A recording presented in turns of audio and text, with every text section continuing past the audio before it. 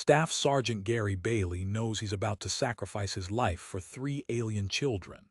The thought crosses his mind as he watches another section of Evacuation Center, Alpha's reinforced ceiling collapse under the relentless Cracknid bombardment. Through the newly formed gap, he glimpses the dark shapes of assault shuttles against New Faringenar's amber sky.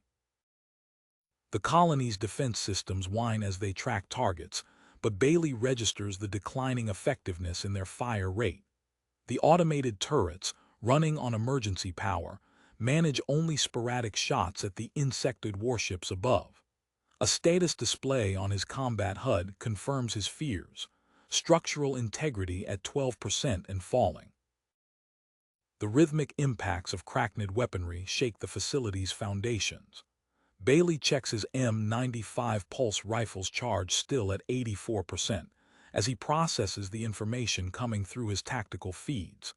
The last evacuation transport idles on Pad 7, its engines cycling hot, with 198 survivors already aboard. His military clearance guarantees him one of the final spots. That's when he hears a soft whimper from a maintenance corridor. 3 young Ferengi huddle in the shadows, their large ears pressed flat against their heads in fear. The oldest can't be more than 8 standard years. Bailey recognizes them from the colony's civilian registry. Zek, Nog, and Rome, children of Tara, one of the medical technicians trapped in the facility's medical bay. "Status report," Bailey barks into his comm, connecting to the transport pilot. The response confirms his worst fears: this is the last ship. No other transports will arrive before the Cracknids breach the perimeter. The remaining defenders have either evacuated or fallen in combat, leaving Bailey as the sole military presence in this sector. The decision forms in his mind with crystalline clarity. Bailey transmits his evacuation clearance codes, transferring his spot to the 3 children. His tactical shield generator hums as he activates it, creating a protective bubble around their small group. "Stay close," he orders, guiding them through corridors filled with debris. The Cracknid assault intensifies, but Bailey's shield holds, deflecting shrapnel and energy bolts as they sprint across the exposed landing pad. He positions himself between the children and the incoming fire, his pulse rifle answering each attack with precise bursts. The transport's loading ramp descends. Bailey ushers the children aboard, counting them 1, 2, 3 as they scramble to safety. The ramp rises as the final passenger count reaches 201. He steps back, watching the transport lift off, carrying its precious cargo to safety.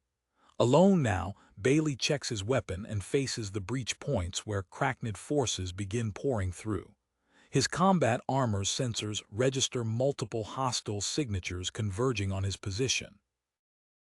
The facility's defenses continue to fail around him, but Staff Sergeant Gary Bailey stands ready, knowing his choice means everything to 3 young lives now safely among the stars.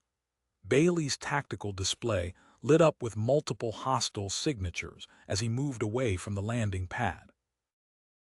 The Cracknids poured through 3 separate breach points, their chitinous forms casting long shadows in the emergency lighting. He activated his emergency beacon, the steady pulse providing a digital lifeline to any UNMC forces still in orbit. The facility groaned around him as structural integrity dropped to 8%. Bailey ducked into a maintenance tunnel, his combat boots silent on the metal grating. The confined space worked to his advantage. Cracknids struggled in tight quarters, their bulky exoskeletons limiting maneuverability. His HUD highlighted a route through the ventilation system. Bailey moved methodically, picking his targets with precision. A burst from his M95 dropped 2 Cracknid scouts at an intersection. Their bodies blocked the passage, forcing the next wave to climb over their fallen brethren. "Security Station B7, he muttered, recognizing his position. The station's door hung askew, revealing abandoned defensive equipment inside. 4 automated turrets sat in their charging cradles, their targeting systems still operational. Bailey's fingers flew over the control interface, reprogramming the turrets for indoor operation. He positioned them at key choke points, creating a crossfire zone that would funnel the Cracknids into killing grounds. His comm crackled with an encrypted signal. Staff Sergeant Bailey, this is Lieutenant Commander Russell of the UNMC Thermopylae. We've detected your beacon. Extraction status. Bailey asked, dropping another Cracknid with a headshot. 4 hours minimum. Cracknid fighters have control of the upper atmosphere. Will need electronic warfare support to punch through. Bailey acknowledged the transmission as his tactical overlay picked up a faint life sign from the medical bay. He enhanced the signal and his breath caught. Tara, the Ferengi medical technician, registered as alive inside a radiation containment chamber. The mother of the children he just saved was still alive. A plasma bolt sizzled past his position, forcing him into cover. Through the security feeds, Bailey observed a new Cracknid variant directing the assault. The creature's carapace bore distinct command markings, its movements displaying calculated precision rather than the typical Cracknid frenzy.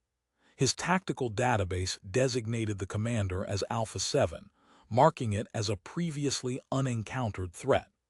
Under its guidance, Cracknid breacher units began systematic attacks on his automated defenses. Plasma cutters melted through the turret's armor plating one by one. Bailey accessed the facility's power grid status. The medical bay's containment chamber showed critical power levels, with less than 2 hours before complete failure. Once the power died, the radiation shielding would collapse, exposing Tara to lethal doses from damaged equipment. He checked his resources. Combat suit power at 64%, M95 ammunition at 43%. The math was brutal. He could either maintain his position and survive until extraction, or attempt to reach Tara before the containment chamber failed. Both objectives were impossible within the time constraint. A Cracknid breacher team cut through the last turret guarding the eastern corridor. Bailey triggered a series of emergency bulkheads, buying precious seconds as he analyzed the facility's layout. 3 possible routes to the medical bay existed, each heavily patrolled by Cracknid forces. The command variant Alpha 7 appeared on a security feed, directing its forces with unsettling efficiency. This was no random raid. The Cracknids had planned this attack with specific objectives. Bailey watched as they systematically secured section after section of the facility, their movements suggesting a search pattern rather than typical resource stripping. He plotted a course through the maintenance tunnels, marking positions of known Cracknid patrols. The route would take him dangerously close to their lines, but it offered the best chance of reaching the medical bay undetected. Time ticked away as Bailey weighed his options, the facility's integrity dropping with each passing minute. Bailey's tactical analysis highlighted the 3 potential routes to medical in pools in red on his HUD. The primary corridor through Junction B4 teamed with Cracknid signatures, centered around the Alpha 7 commander's newly established command post. Maintenance access showed severe structural damage, with support beams buckling under the continued bombardment. The exterior route required a risky EVA sequence, but might catch the Cracknids off guard. A notification flashed he'd accessed the colony's engineering database. The schematics revealed something promising. Deuterium storage tanks, still intact, positioned near major Cracknid concentrations. His HUD highlighted a fallen Marines equipment cache 20 meters ahead. Bailey moved silently through the shadows, retrieving a set of explosive charges from the cache. Computer, overlay deuterium tank locations with current Cracknid positions, Bailey subvocalized. The display updated, showing multiple intersection points. A plan formed as he studied the overlay. He deployed his remaining turrets in a defensive pattern along the western corridor, their targeting systems programmed to create the illusion of an entrenched position. The Cracknid's movements shifted in response, drawing forces away from his planned route. Bailey's fingers moved across the explosive charge's control surfaces, programming a sequential detonation pattern. Each charge would trigger the next tank in sequence, creating a rolling wave of destruction that would appear as desperate defensive measures rather than a calculated diversion. His tactical overlay chirped a warning. New hostile signatures emerged through the facility's broken outer walls. Among them, a biomechanical monstrosity his systems designated as Sigma-3. The hybrid creature's sensor arrays probed the darkness, capable of detecting human life signs through standard stealth systems. "Adapt or die," Bailey whispered, dragging a fallen Crachnid drone into a recessed alcove. He extracted key sections of its carapace, integrating them into his combat suit's sensor profile. The modification drained his power reserves to 49%, but the crude sensor deflector would mask his presence from the Sigma-3's advanced detection systems. His HUD's countdown showed 97 minutes until the medical bay's containment chamber failed. The Thermopylae wouldn't arrive for another 180 minutes. Bailey checked his remaining equipment: 31% standard combat load, 2 plasma grenades, 1 EMP device, and his M95 with dwindling ammunition. Through the security feeds, Bailey observed the Alpha 7 organizing its forces into precise search patterns. The Crachnid breacher units moved with unprecedented coordination, systematically eliminating potential hiding spaces. Their formations displayed a level of tactical sophistication he'd never encountered in previous engagements. A low groan echoed through the facility as another support beam failed. Structural integrity dropped to 6%. The engineering subsystems display painted a grim picture: progressive structural collapse would begin within 2 hours. Bailey moved toward the auxiliary power distribution node, his modified combat suit successfully masking his life signs from nearby Crachnid patrols. His medical readout showed elevated stress levels and minor injuries from the evacuation, but nothing that would impair combat effectiveness. The first explosive charge armed with a soft click as he placed it near the power node. Bailey's tactical overlay updated, marking the position and projected blast radius. Through a broken wall panel, he glimpsed the Sigma-3 unit prowling the corridors below, its sensor arrays sweeping methodically through the darkness. The creature's biomechanical components pulsed with an internal light, creating shadows that danced across its armored form. The facility's remaining systems tracked the Crachnid advance through each sector. Bailey positioned his second charge, calculating the precise timing needed to create his chain reaction. The Alpha 7 commander appeared on a nearby security feed, directing its forces with cold efficiency. Its carapace markings pulsed as it communicated with its subordinates, coordinating their systematic search pattern. Bailey's suit sensors detected increasing stress fractures in the surrounding structure. Time was running out for him, for Tara, and for the facility itself. He armed the third charge and began moving toward his next position, every step bringing him closer to executing his desperate rescue plan. Bailey's fingers danced across his tactical interface, initiating a cascade of deuterium leaks in the western sector. The hiss of escaping gas drew immediate attention from the Crachnid search teams. Through his security feeds, he watched 3 breacher units break away from the main force, their chitinous forms moving with machine-like precision toward the source of the leaks. The Alpha 7 commander's carapace markings pulsed rapidly, directing the response. Bailey used the distraction to slip into a partially collapsed maintenance shaft, deploying his remaining automated turrets in a defensive pattern that masked his true direction of travel. His tactical overlay flashed a warning: unknown chemical markers saturated the surrounding air. Bailey enhanced the reading, his suit's sensors identifying synthetic pheromone trails left by Crachnid hunter-killer units.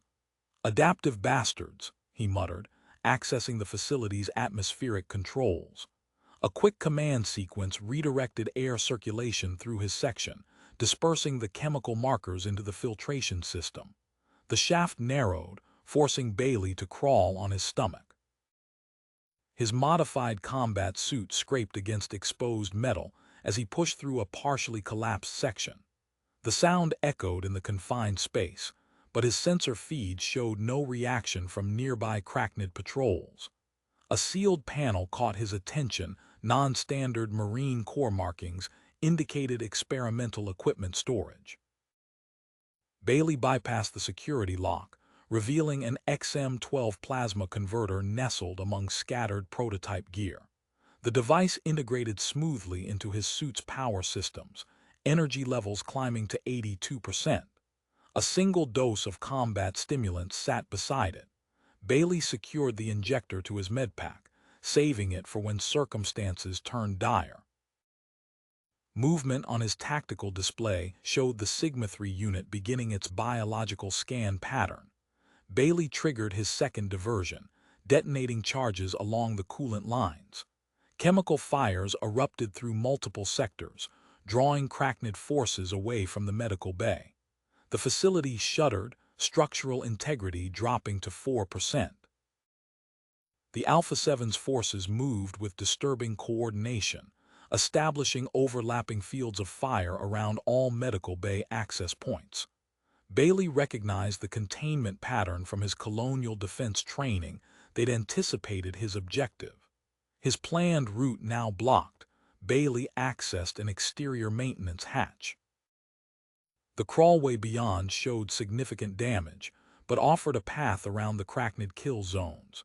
He sealed his combat suit and entered the exposed section, magnetic boots securing him against the colony's outer hull. Radiation warnings flashed across his HUD as he approached Junction C6. The containment chamber's power supply was failing faster than projected. 43 minutes remained before lethal exposure levels. 2 Sigma-3 units patrolled the medical bay entrance, their sensor arrays sweeping methodically for human biosigns. His comm crackled with an encrypted transmission. Bailey, Thermopylae actual. Heavy Cracknid fighter presence detected. They're expecting us. ETA 142 minutes. Bailey acknowledged silently, watching his sensor deflector's efficiency dropping. The improvised Cracknid carapace wouldn't mask his presence much longer. Through a breach in the hull, he observed the medical bay's defensive perimeter. 12 standard units, 2 Sigma-3s, and multiple automated weapon platforms. The facility groaned, support beams flexing under failing structural loads. Engineering projections showed complete collapse imminent within 90 minutes. Bailey checked his ammunition, 31% remaining, barely enough for a precision strike if every shot counted. His tactical display updated with new movement patterns. The Cracknid forces had begun shifting positions, responding to some unseen signal from their commander. Bailey recognized his window of opportunity narrowing with each passing second as he prepared to execute the final phase of his rescue operation. The first Sigma-3 unit rotated away from the entrance, its sensor array focused on a different sector. Bailey's fingers tightened on his M95, waiting for the perfect moment to breach their perimeter. Bailey moved with calculated precision. His final automated turret clicked into position at Junction C5, its targeting algorithm cycling through irregular firing patterns. The turret's erratic behavior successfully mimicked multiple defenders, drawing the attention of one Sigma-3 unit. His electromagnetic pulse device activated with a low hum. The localized power disruption cascaded through nearby systems, temporarily blinding the remaining Sigma-3's advanced sensors. Bailey counted down the precious seconds as he sprinted toward the medical bay's secondary entrance. 3 standard Cracknid drones guarded the approach to the containment chamber. Bailey's M95 pulse rifle barked 3 times in rapid succession. Each shot found its mark with surgical accuracy, one through a sensor cluster, another penetrating a joint servo. the third piercing directly through a primary power node. The drones collapsed in sequence, their internal systems shorting out. The sound of weapons fire echoed through the facility. Cracknid response teams converged on his position, but fate intervened as support beams finally gave way. A massive section of ceiling crashed down, temporarily sealing off the medical bay's main entrance. Bailey reached the containment chamber. Tara lay inside, conscious but visibly weakened. Her skin had taken on an unhealthy pallor from dehydration. His suit's radiation sensors spiked, detecting increasing leakage through microscopic fractures in the containment field. "Hold still," Bailey instructed as he worked to free her. The combat stimulant injector hissed as he administered the dose to himself. Enhanced clarity flooded his system as the military-grade compound took effect. His tactical display lit up with multiple warning indicators. The Alpha 7 commander had redirected its forces, focusing all available units on the medical bay. Cutting torches flared to life as Cracknid teams began breaching multiple bulkheads simultaneously. Bailey's modified sensor deflector failed with a sharp electronic whine. The Sigma 3 units immediately locked onto his position, broadcasting targeting data to all nearby Cracknid forces. Bailey activated his remaining plasma grenades, the superheated energy spheres melting through the medical bay's exterior wall. The agricultural dome's vast hydroponic gardens lay beyond. Explosive decompression rocked the facility as the breach widened. Warning klaxons blared throughout the complex as primary support structures buckled.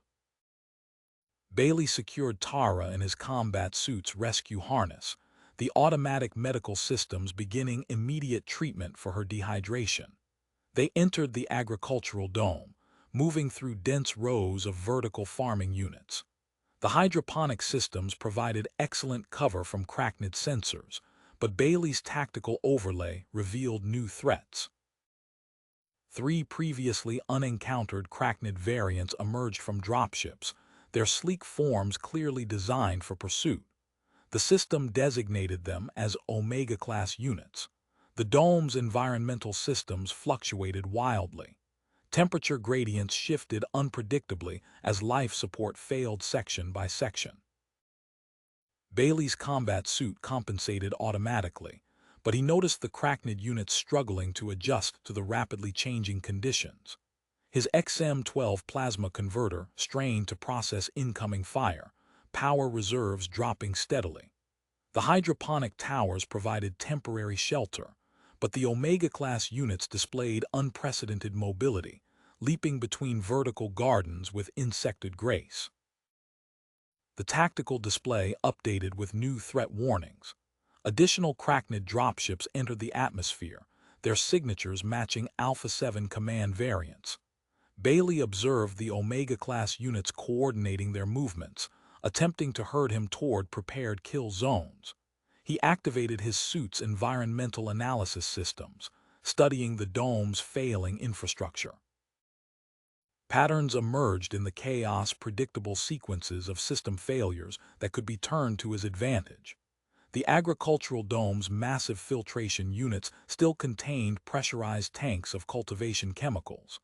Bailey began plotting positions for a defensive strategy, marking potential ambush points amid the collapsing hydroponics sectors.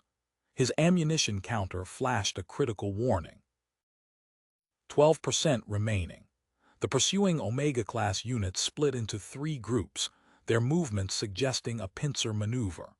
Through gaps in the vertical gardens, Bailey glimpsed their biomechanical forms adapting to the environmental changes, their carapaces shifting to compensate for the unstable conditions.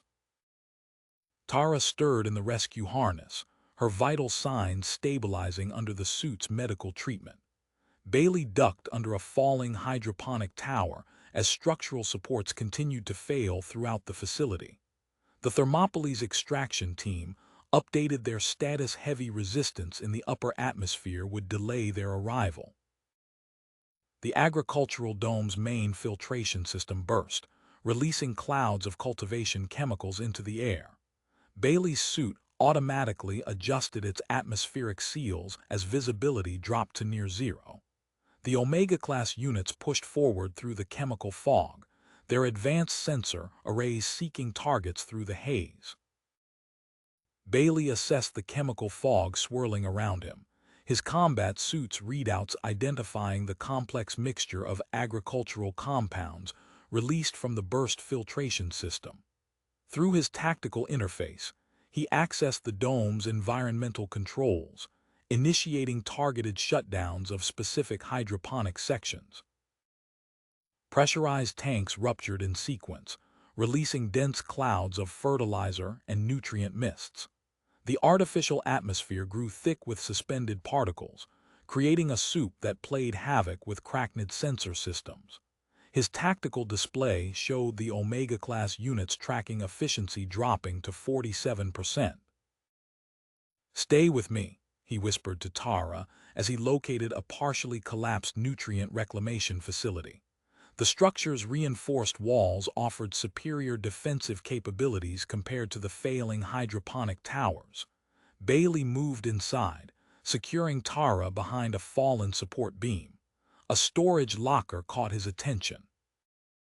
Inside, he found industrial chemical sprayers used for agricultural maintenance. Bailey extracted key components from his damaged sensor deflector, integrating them into the sprayer's mechanisms. The modification created weapons that could exploit the documented vulnerability in Cracknid respiratory systems. His tactical overlay updated with new threat assessments. 27 standard drones established a perimeter, supported by 5 breacher units. The 3 Sigma-3 specialists coordinated with the Omega-class units, probing his position from multiple vectors. Above them all, Alpha 7 command vessels directed the assault with cold precision. Warning indicators flashed across his HUD. The main support pylons groaned under increasing stress loads. Structural integrity dropped to 15%, triggering an automated countdown, 27 minutes until total collapse. Thermopylae actual to Bailey. Heavy resistance encountered. Adjusting approach vector. New ETA 165 minutes. Bailey accessed the irrigation controls. High-pressure water jets activated at strategic choke points, disrupting the Cracknid formation. His XM-12 plasma converter hummed as it processed incoming energy weapon fire, power reserve stabilizing at 48%. A medical alert flashed red on his display. Tara's vitals showed increasing radiation damage from their exposure during the containment breach. Bailey spotted an emergency medical kit mounted on the wall. Inside, he found radiation treatment supplies, but administering them meant temporarily removing her from his suit's protection. New threats emerged as the Omega-class units deployed biological weapons. Spores drifted through the air, eating through synthetic materials. Bailey watched the structural integrity numbers drop faster as the agricultural dome systems began to fail. His ammunition counter read 8%. Bailey lifted Tara and moved deeper into the hydroponic maze, each step calculated to conserve resources. The modified sprayers proved effective. 2 bursts caught a standard drone unit, its carapace cracking as the engineered chemicals disrupted its breathing apparatus. The Alpha 7 commanders shifted tactics. Explosions rocked the facility as Cracknid forces systematically destroyed environmental systems. Bailey's tactical overlay revealed their strategy. Each detonation closed another escape route, herding them toward a prepared kill zone. Water pipes burst overhead as another explosion shook the facility. Bailey's boots splashed through growing puddles as he carried Tara between rows of dying plants. His suit's chemical sensors detected increasing concentrations of the Cracknid spores, forcing him to adjust his route through sections where the irrigation system's water pressure helped clear the air.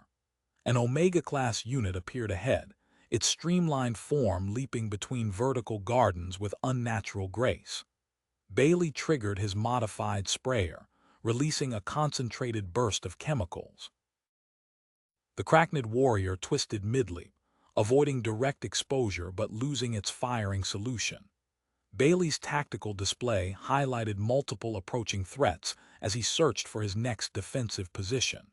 The facility's structure continued to deteriorate around them, while the Cracknid forces pressed their advantage, methodically eliminating his remaining options for movement and defense. Bailey's tactical display highlighted three converging Cracknid attack groups. The Alpha 7 commanders had altered their assault pattern, spreading their forces in an ever-tightening spiral that methodically closed around his position.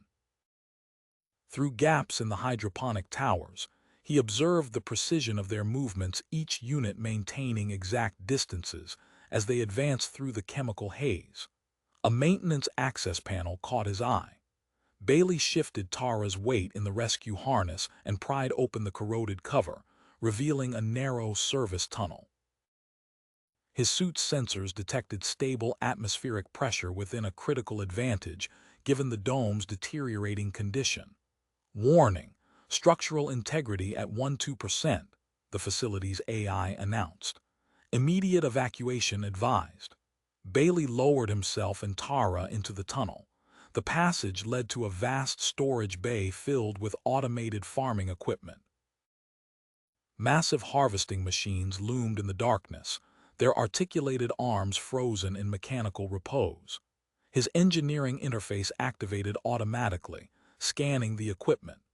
Bailey moved to the nearest harvester, noting the thickness of its reinforced chassis. He dragged pieces of fallen Cracknid carapace from his pack, examining the alien material's unique properties. Working quickly, he integrated the segments into the harvester's frame, creating overlapping armor plates. The modified vehicle's cabin sealed with a pneumatic hiss. Bailey secured Tara inside, connecting her harness to the harvester's power supply. Above them, support beams groaned under increasing stress loads. His tactical overlay detected a new chemical signature. The Omega-class units had begun secreting a biological compound that accelerated structural decay. Structural failure in 18 minutes, the AI updated. His radio crackled. Thermopylae actual, lost primary shuttle, 3 enemy fighters destroyed, ETA 9 to 5 minutes. Bailey activated the harvester's systems. The massive vehicle hummed to life, its reinforced tracks crushing debris beneath them. Through the armored viewport, he observed Cracknid breacher units attempting to penetrate his position. Their energy weapons splashed against the modified armor, slowly degrading the protective plates.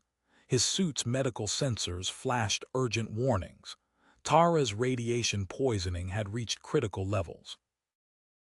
The harvester's cabin provided temporary shelter, but she needed immediate treatment. A new signal penetrated the electromagnetic interference. Bailey, this is Marcus Russell on the MSV Fortune's Favor. Picked up your fight on our mineral scanners. We're positioning for emergency extraction using ore collection cables. Bailey's tactical display tracked 4 Cracknid dropships breaking formation, moving to intercept the mining vessel. The Fortune's Favor executed a precise maneuver, using destroyed defense satellites as cover while descending toward the facility. Can reach optimal extraction altitude in 12 minutes, Marcus transmitted, sending coordinates for possible pickup zones.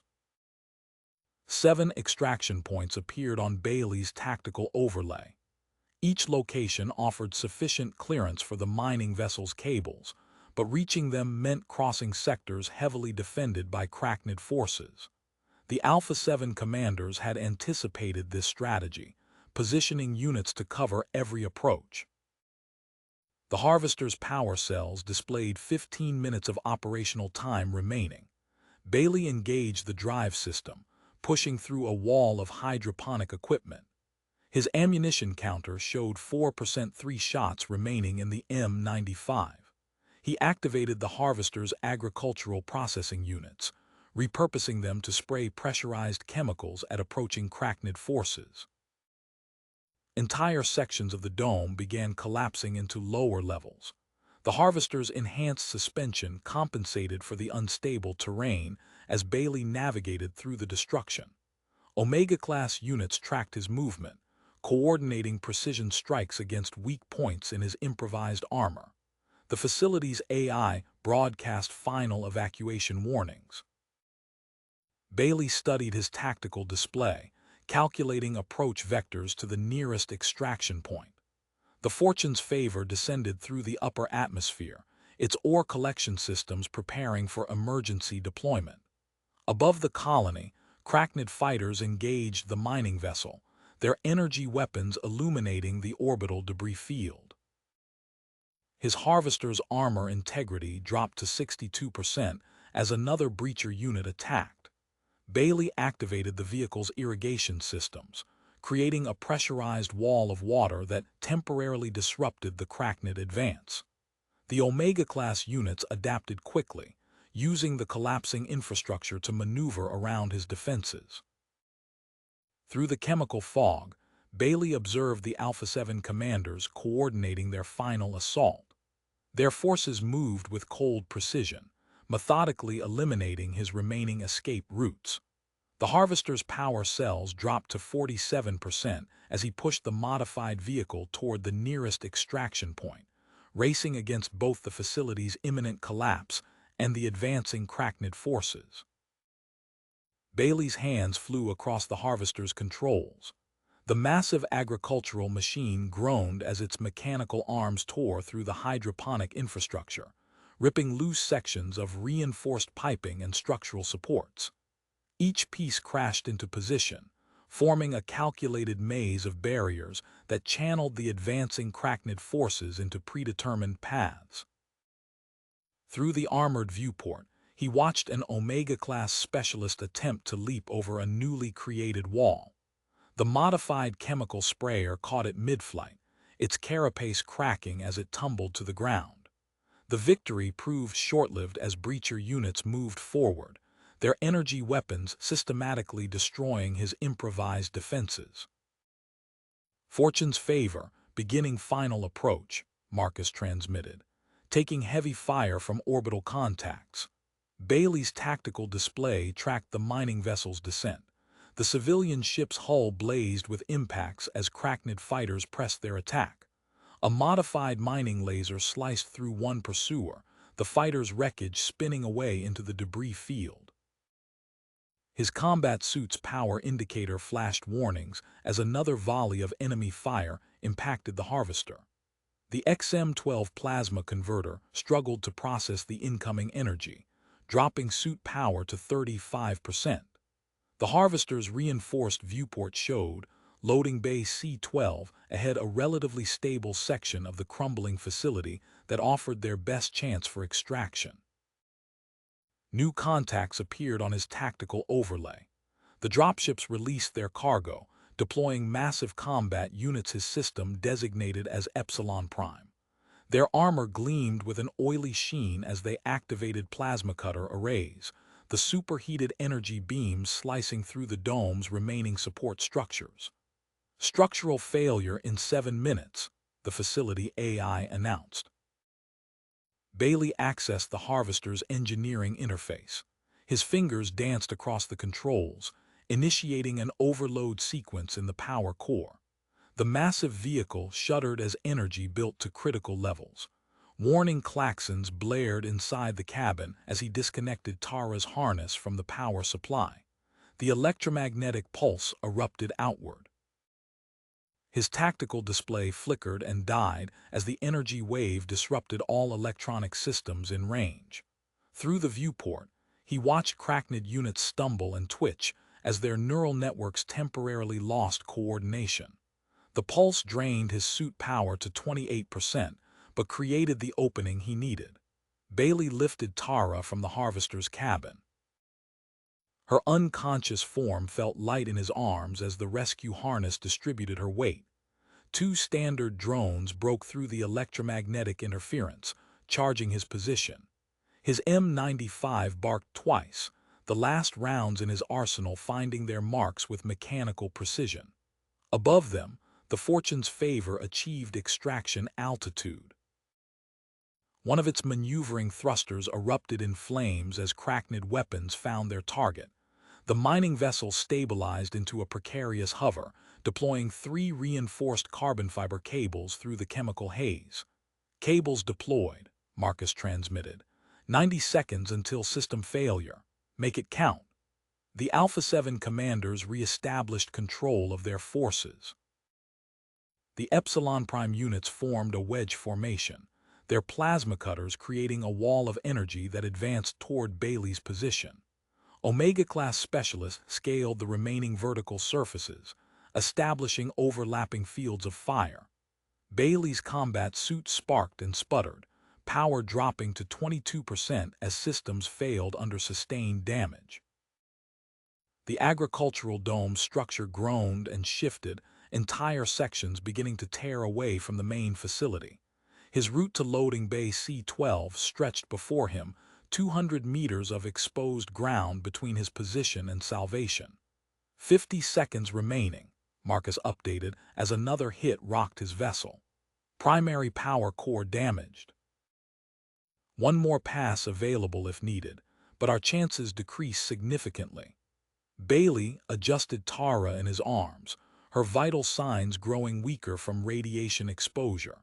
His tactical processors calculated approach vectors through the Cracknid firing lines while tracking the facility's imminent collapse. The extraction cables swayed in the chemical-laden wind, their carbon fiber construction reflecting the glow of plasma fire. The Epsilon Prime units advanced in perfect synchronization, their energy weapons cutting through the remaining obstacles. Omega-class specialists maintained constant fire from elevated positions, their shots becoming increasingly precise as the electromagnetic interference faded. Bailey moved toward the extraction point, each step calculated to maximize available cover while minimizing exposure to enemy weapons. The agricultural dome superstructure began its final phase of collapse.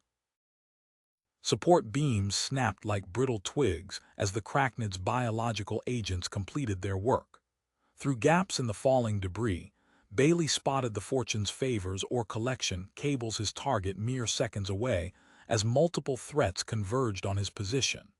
Bailey analyzed the shifting tactical display as his suit's power fluctuated.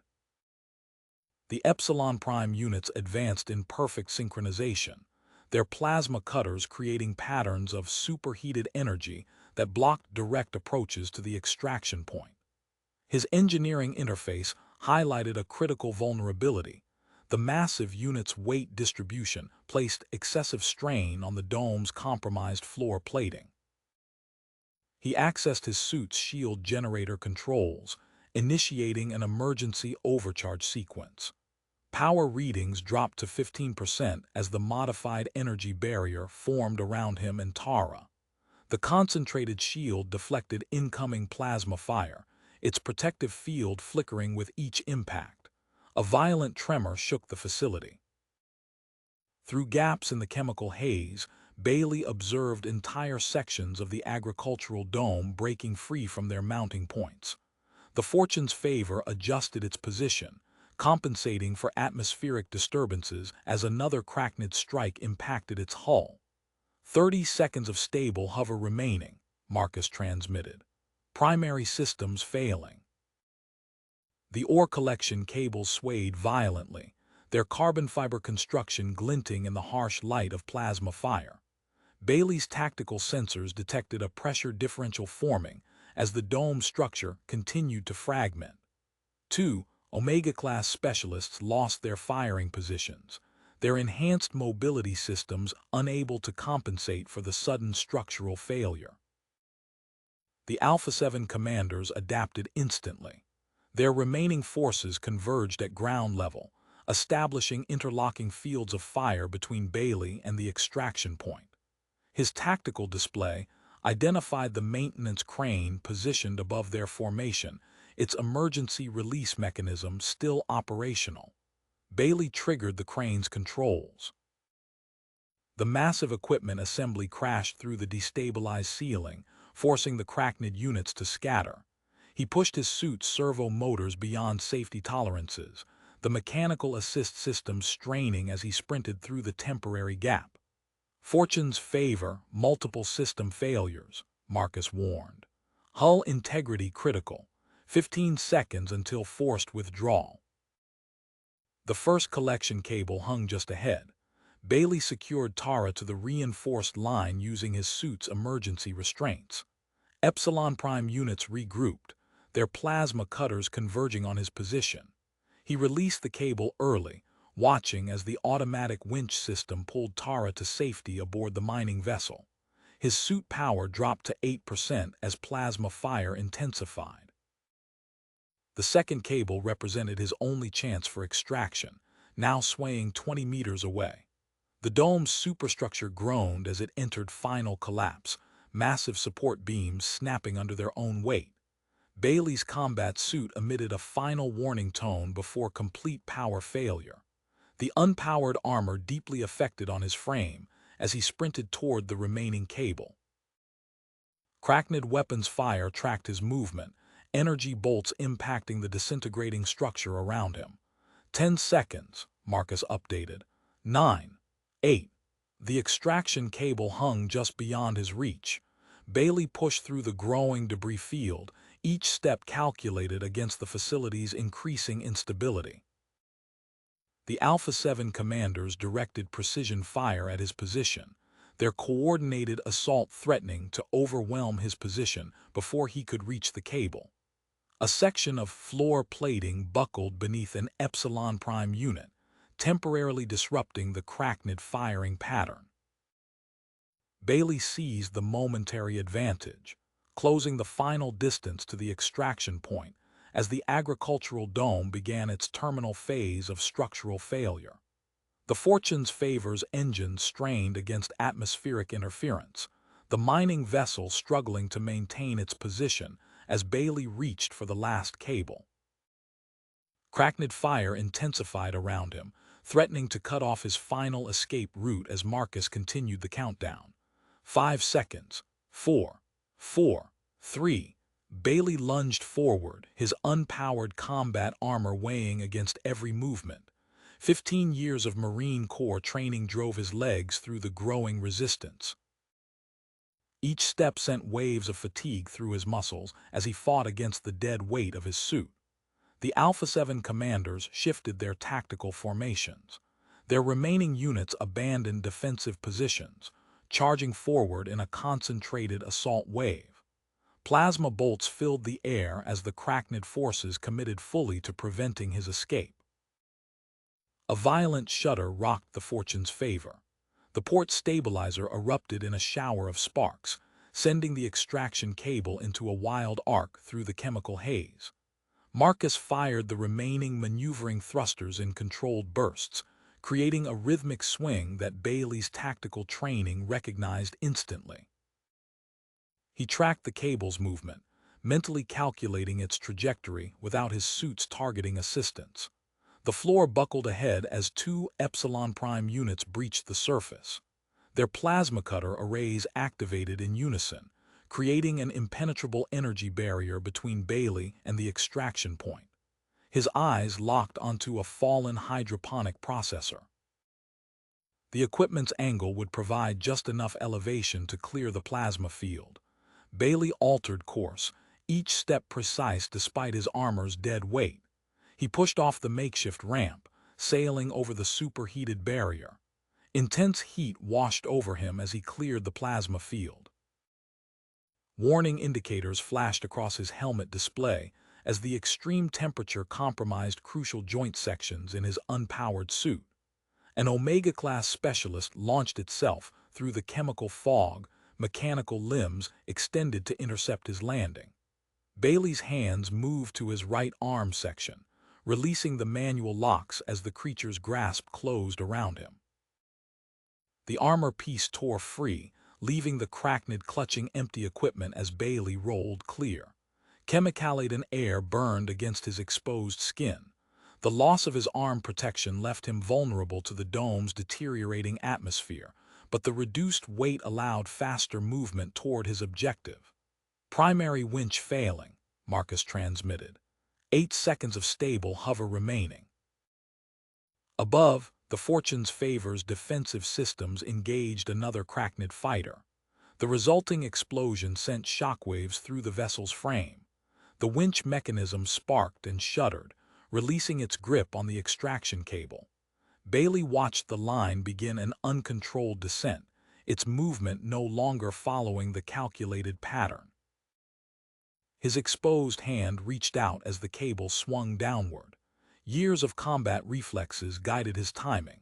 Bailey's fingers closed around the emergency handle just as the dome's primary support structure gave way. The massive agricultural complex groaned and shifted, entire sections tearing free from their mounting points. The Alpha 7 commanders directed their units' fire toward the cable. Energy weapons converged on the carbon fiber line as Bailey held position. The winch system activated suddenly, retracting at emergency speed. The violent acceleration tore away sections of his compromised armor, leaving a trail of equipment pieces in his wake. The Fortune's Favor's engine screamed as Marcus initiated emergency ascent protocols. Below, the agricultural dome collapsed inward. The massive debris field forced the remaining Cracknid fighters to break pursuit, their formations scattering to avoid the expanding cloud of destruction. Bailey swung through the cargo hold entrance, his boots impacting the deck plating as artificial gravity reasserted itself. His tactical assessment noted 19 distinct pieces of Cracknid combat armor still attached to his remaining suit sections. The physical evidence would provide crucial data about their latest combat variants. Dr. Martinez rushed forward with a radiation treatment kit. "Medical bay now," she ordered, already scanning both Bailey and Tara's vital signs. The Fortune's Favor banked hard as Marcus piloted them toward the Thermopyla's position, emergency codes broadcasting their need for immediate military support. The ship's sensors tracked multiple Cracknid vessels beginning pursuit vectors. Their formations adjusted rapidly as the Thermopyla's signature appeared on scanning systems. The destroyer's approach forced the alien craft to withdraw, their tactical doctrine clearly prioritizing preservation of their new combat units over continuing the attack. Through the cargo bay viewport, Bailey watched the Thermopyla's massive form grow larger. Lieutenant Commander Sarah Russell's voice came through the ship's communications system, coordinating their emergency docking procedures. Support crews rushed to secure the Fortune's Favor's damaged systems as the civilian mining vessel locked into position within the destroyer's protective envelope. Containment field. Emergency docking clamps engaged as medical teams rushed through the airlock. Dr. Harrison's voice cut through the chaos of the docking procedure. "Get them both to Medical Bay 3, full radiation protocols." The chief medical officer's hands moved rapidly across his diagnostic terminal. Priority 1 containment for all recovered Cracknid materials. Bailey's remaining armor pieces fell away as the medical team transferred him to a hover stretcher. Through blurred vision, he watched security personnel carefully collecting each fragment, storing them in shielded containment units. Tara lay unconscious on the adjacent stretcher, her vital signs fluctuating on the medical display. The Thermopyla's corridors passed in a haze of movement and urgent voices. "Doctor." Harrison's team worked as they moved, administering radiation treatments while monitoring cellular degradation levels. Bailey's exposed arm burned where the chemical atmosphere had contacted bare skin. "Severe radiation exposure," Dr. Harrison announced, studying the preliminary scans. "Beyond our treatment capabilities. Prep for emergency transport to Starbase 84. He turned to Lieutenant Commander Russell, who stood monitoring the situation. "Sir, she needs stasis. The cellular damage is accelerating. Do it." Russell activated her tactical display. "Bridge, plot emergency course to Starbase 84, maximum sustainable speed." Bailey tried to rise, but firm hands held him in place as medical sensors mapped the extent of his injuries. Through the treatment bay window, He observed technical crews carefully transporting the cracked armor samples to a secure analysis chamber. "Stay still, Marine." Dr. Harrison administered another injection. "Standard combat medical protocols will stabilize you, but we need comprehensive treatment facilities." The ship's engines hummed as they accelerated to emergency speed. Lieutenant Peterson's voice came through the medical bay speakers. Multiple cracked signatures detected in nearby systems, implementing emissions control protocols. A familiar face appeared at Bailey's bedside, Major Walsh from UNMC Intelligence, already reviewing preliminary data from the recovered armor pieces. "Need to debrief you on those new variants, Marine, as soon as medical clears it." The medical bay's screens displayed tactical data as Walsh began documenting Bailey's encounter. The Major's eyes widened at the combat footage showing the Alpha 7 commanders coordinating their assault units. "First confirmed contact with these variants," Walsh noted, his fingers moving rapidly across his data pad. "The tactical implications." A priority transmission cut through the ship's communication channels. The message contained footage from Outpost 7. Three young Ferengi faces crowded the screen, safe within the refugee processing center. Bailey recognized Zek, Nog, and Rome from the evacuation. "Their evacuation clearance shows your authorization code," Walsh observed. "That sacrifice is noted in your record." The Thermopylae banked suddenly, compensating for a nearby patrol group. Through the medical bay viewport, Bailey spotted the Fortune's Favor still secured in its docking position. The mining vessel's specialized sensors provided crucial early warning as they navigated between search patterns. Chief Engineer Cooper entered, carrying detailed analysis of the recovered armor sections. "The plasma cutter technology is unlike anything we've encountered. The biomechanical integration suggests significant advances in their combat systems." The tactical displays showed increasing cracked activity throughout the sector. Lieutenant Commander Russell's voice carried notes of tension as she coordinated their approach to Starbase 84. Multiple Alpha 7 signatures detected along primary routes, implementing alternate approach vectors. Bailey watched Tara's stasis pod indicators, the medical systems working to preserve her damaged cells until they could reach advanced treatment. Dr. Harrison monitored the readings closely, making minute adjustments to maintain stability. "UNMC reinforcements are inbound," Russell announced. "But we need to reach the starbase before the search net closes. The Cracknids are implementing new search algorithms they're learning from their tactical failure." The Fortune's Favor sensors highlighted another patrol group ahead. Bailey observed the tactical display as Russell plotted their course between expanding search patterns, each movement calculated against the Cracknids' increasing coordination. Their window for reaching Starbase 84 grew narrower with each passing moment. Coordinates when proximity alerts blared across the bridge. 3 Cracknid battle cruisers materialized from hyperspace directly ahead, their massive forms blocking the direct route to Starbase 84. The tactical display updated with their positions as Lieutenant Commander Russell activated the ship's electronic warfare suite. "Full emissions control," Russell ordered. "Bridge to engineering initiate signature masking protocols." Bailey pushed himself up from the medical bay bed despite Dr. Harrison's protests. His combat-trained eyes analyzed the tactical readouts as Marcus redirected the Fortune's Favor's mining sensors. The specialized equipment detected trace mineral patterns in the Cracknid's engine wake, revealing their movement trajectories with remarkable precision. 27 vessels implementing search grid pattern, Lieutenant Torres reported, his fingers dancing across the tactical console. "New sensor configurations detected. They've adapted their scanning systems specifically for human ships." Bailey studied the search pattern displayed on the medical bay's tactical screen.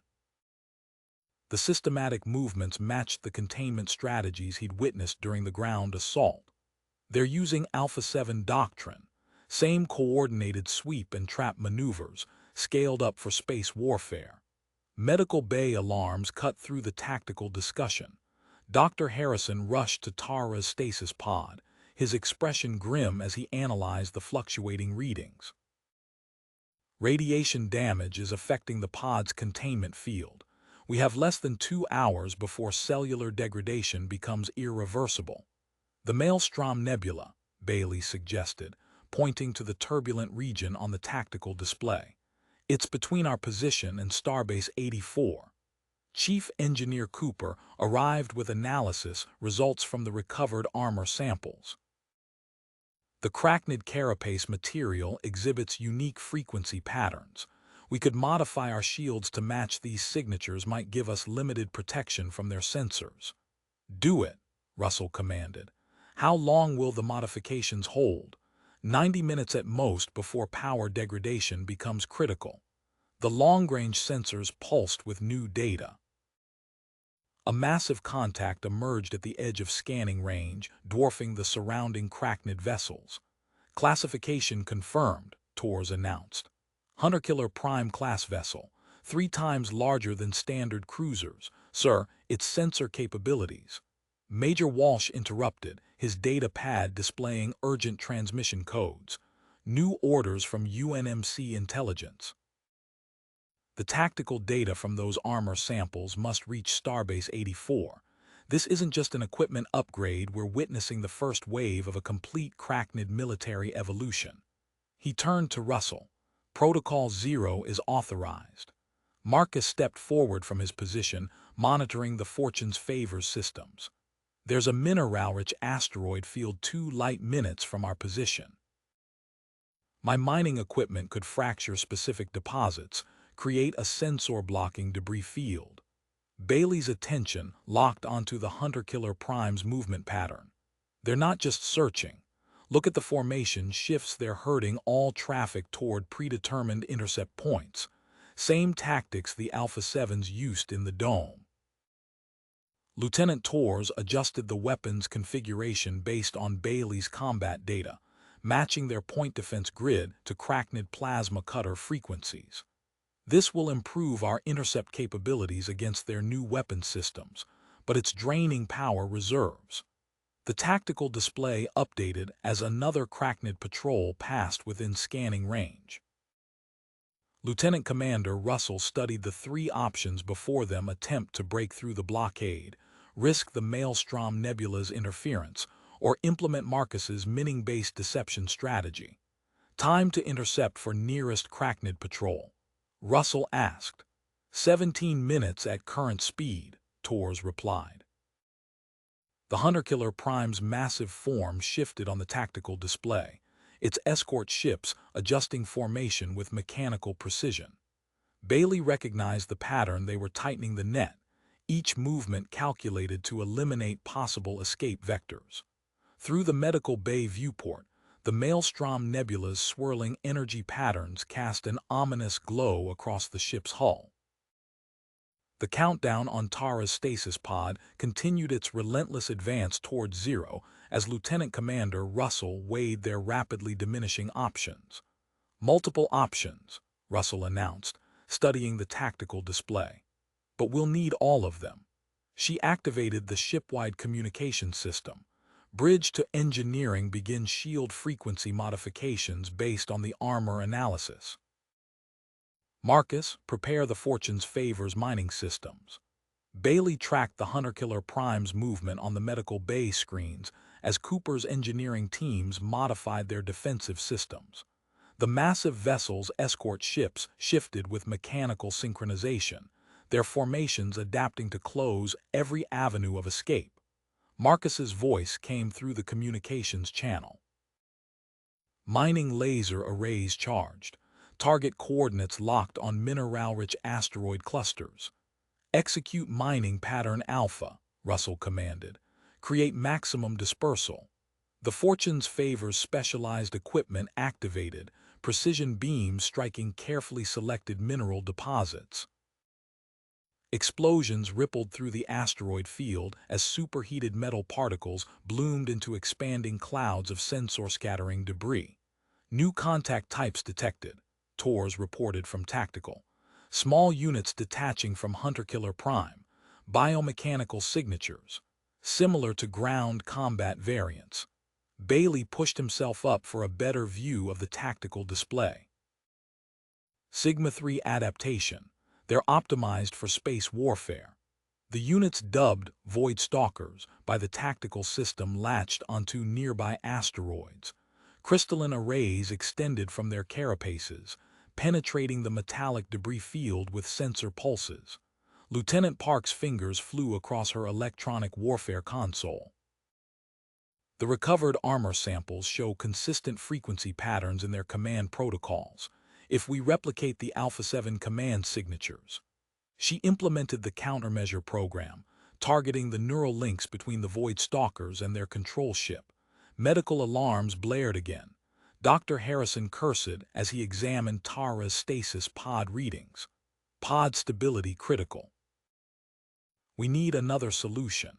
His eyes locked onto Bailey's damaged combat suit components. The radiation shielding get me those armor pieces. Technical crews rushed to transfer the shielding materials as Harrison's team prepared a cargo container for emergency conversion. Bailey watched them integrate the combat suit's protective layers into the makeshift life support system. 4 to 5 minutes, Harrison announced as they transferred Tara.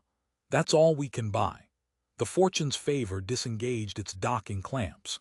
Creating diversion pattern now, Marcus transmitted. His mining vessel accelerated away from the Thermopylae, its lasers triggering another series of precisely calculated detonations. Multiple Cracknid pursuers adjusted course to intercept. Cooper arrived with his engineering team's latest modifications. We've adapted the propulsion systems to match their thermal signatures. It won't fool them for long, but it might get us closer to the nebula. The deception worked initially.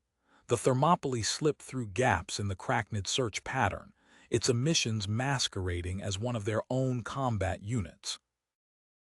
7 minutes passed before the Hunter-Killer Prime sensors detected the irregularity. 3 more Hunter-Killer Primes approaching sector, Walsh announced, reviewing intelligence updates. He retrieved a classified data module from his secure case. Command authorizes prototype integration. Cooper's teams worked rapidly, incorporating elements of the Cracknid plasma cutter technology into their point defense grid. The modified weapons created localized patches of superheated space around the destroyer, replicating Epsilon Prime defensive screens. Bailey analyzed the tactical data as the Void Stalkers swarmed through the debris field. They're adjusting formation to compensate for sensor gaps. The Alpha 7s did the same thing when their primary strategies failed. He highlighted specific movement patterns.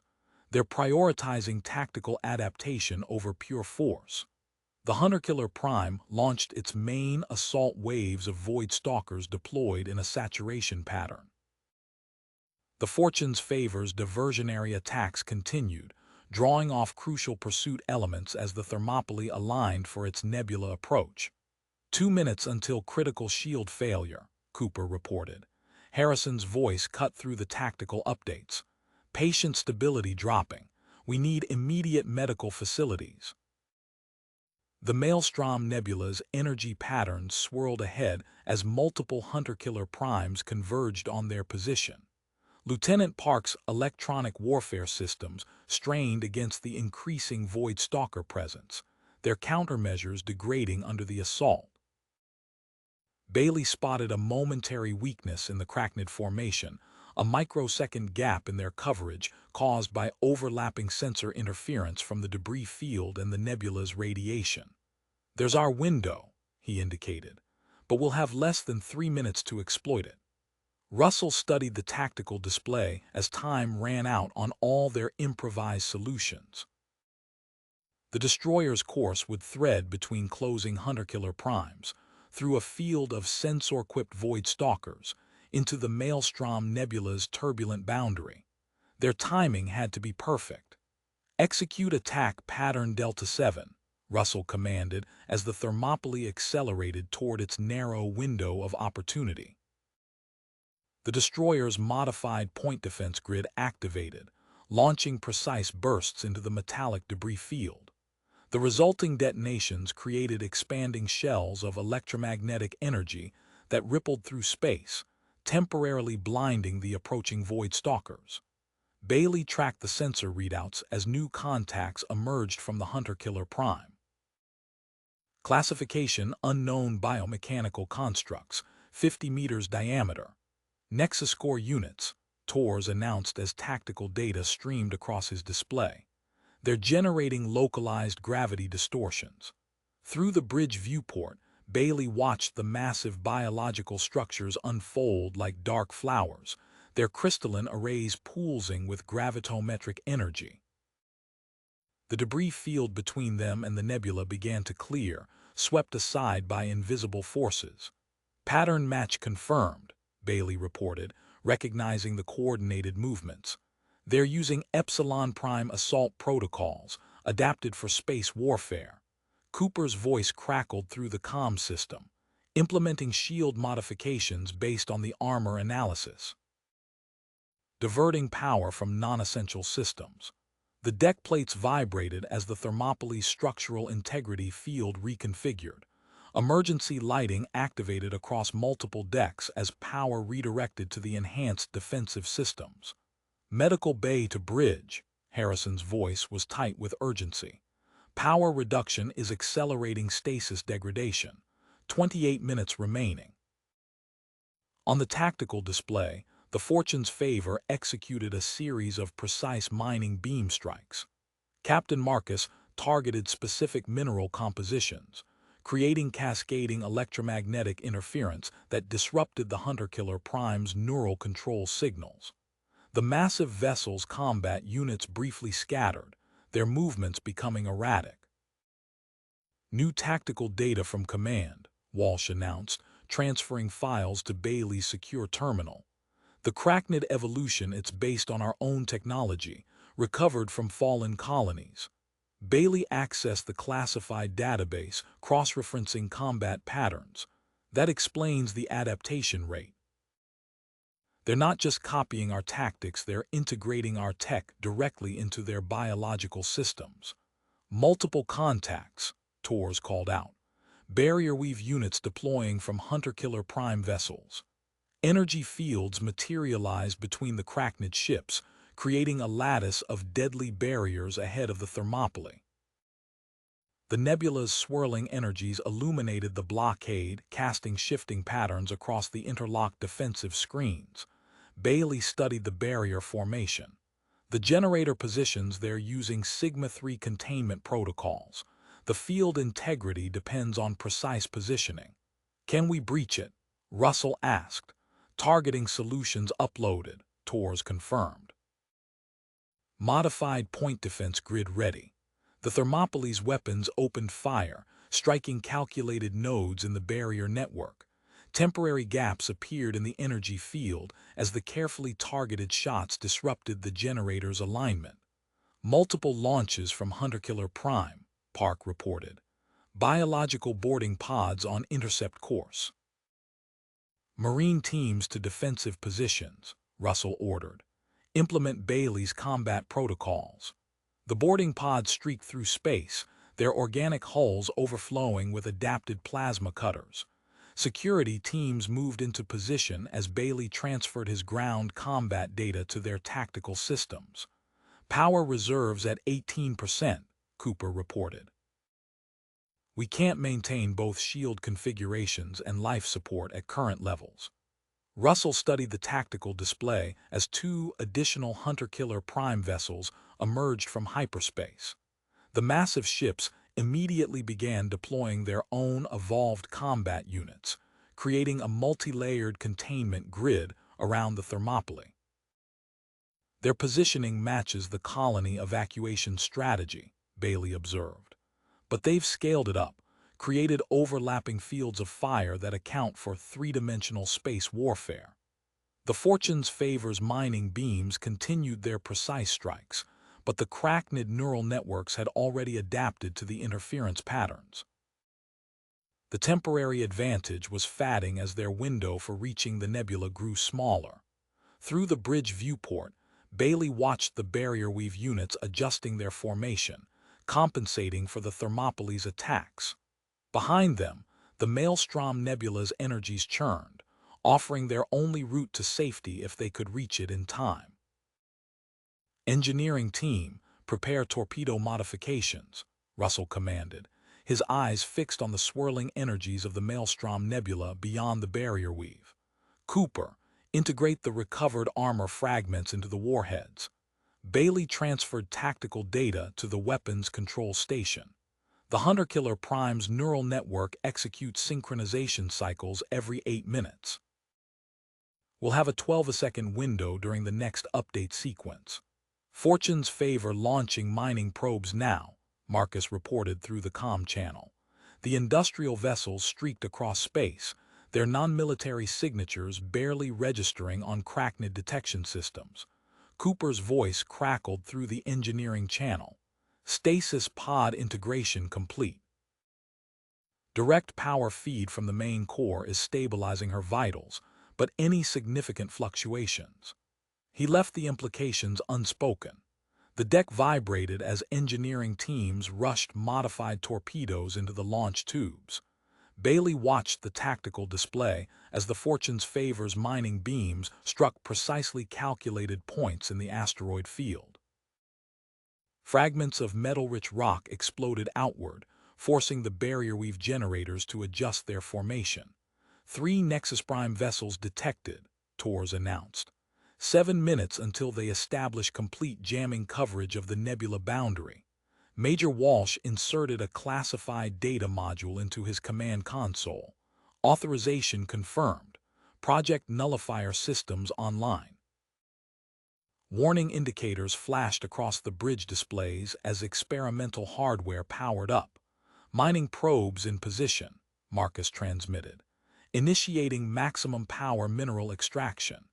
Industrial drilling beams lanced out from the probes, creating localized distortions in the barrier weave's energy field. The massive Hunter-Killer Prime vessels shifted positions, reinforcing the affected sectors.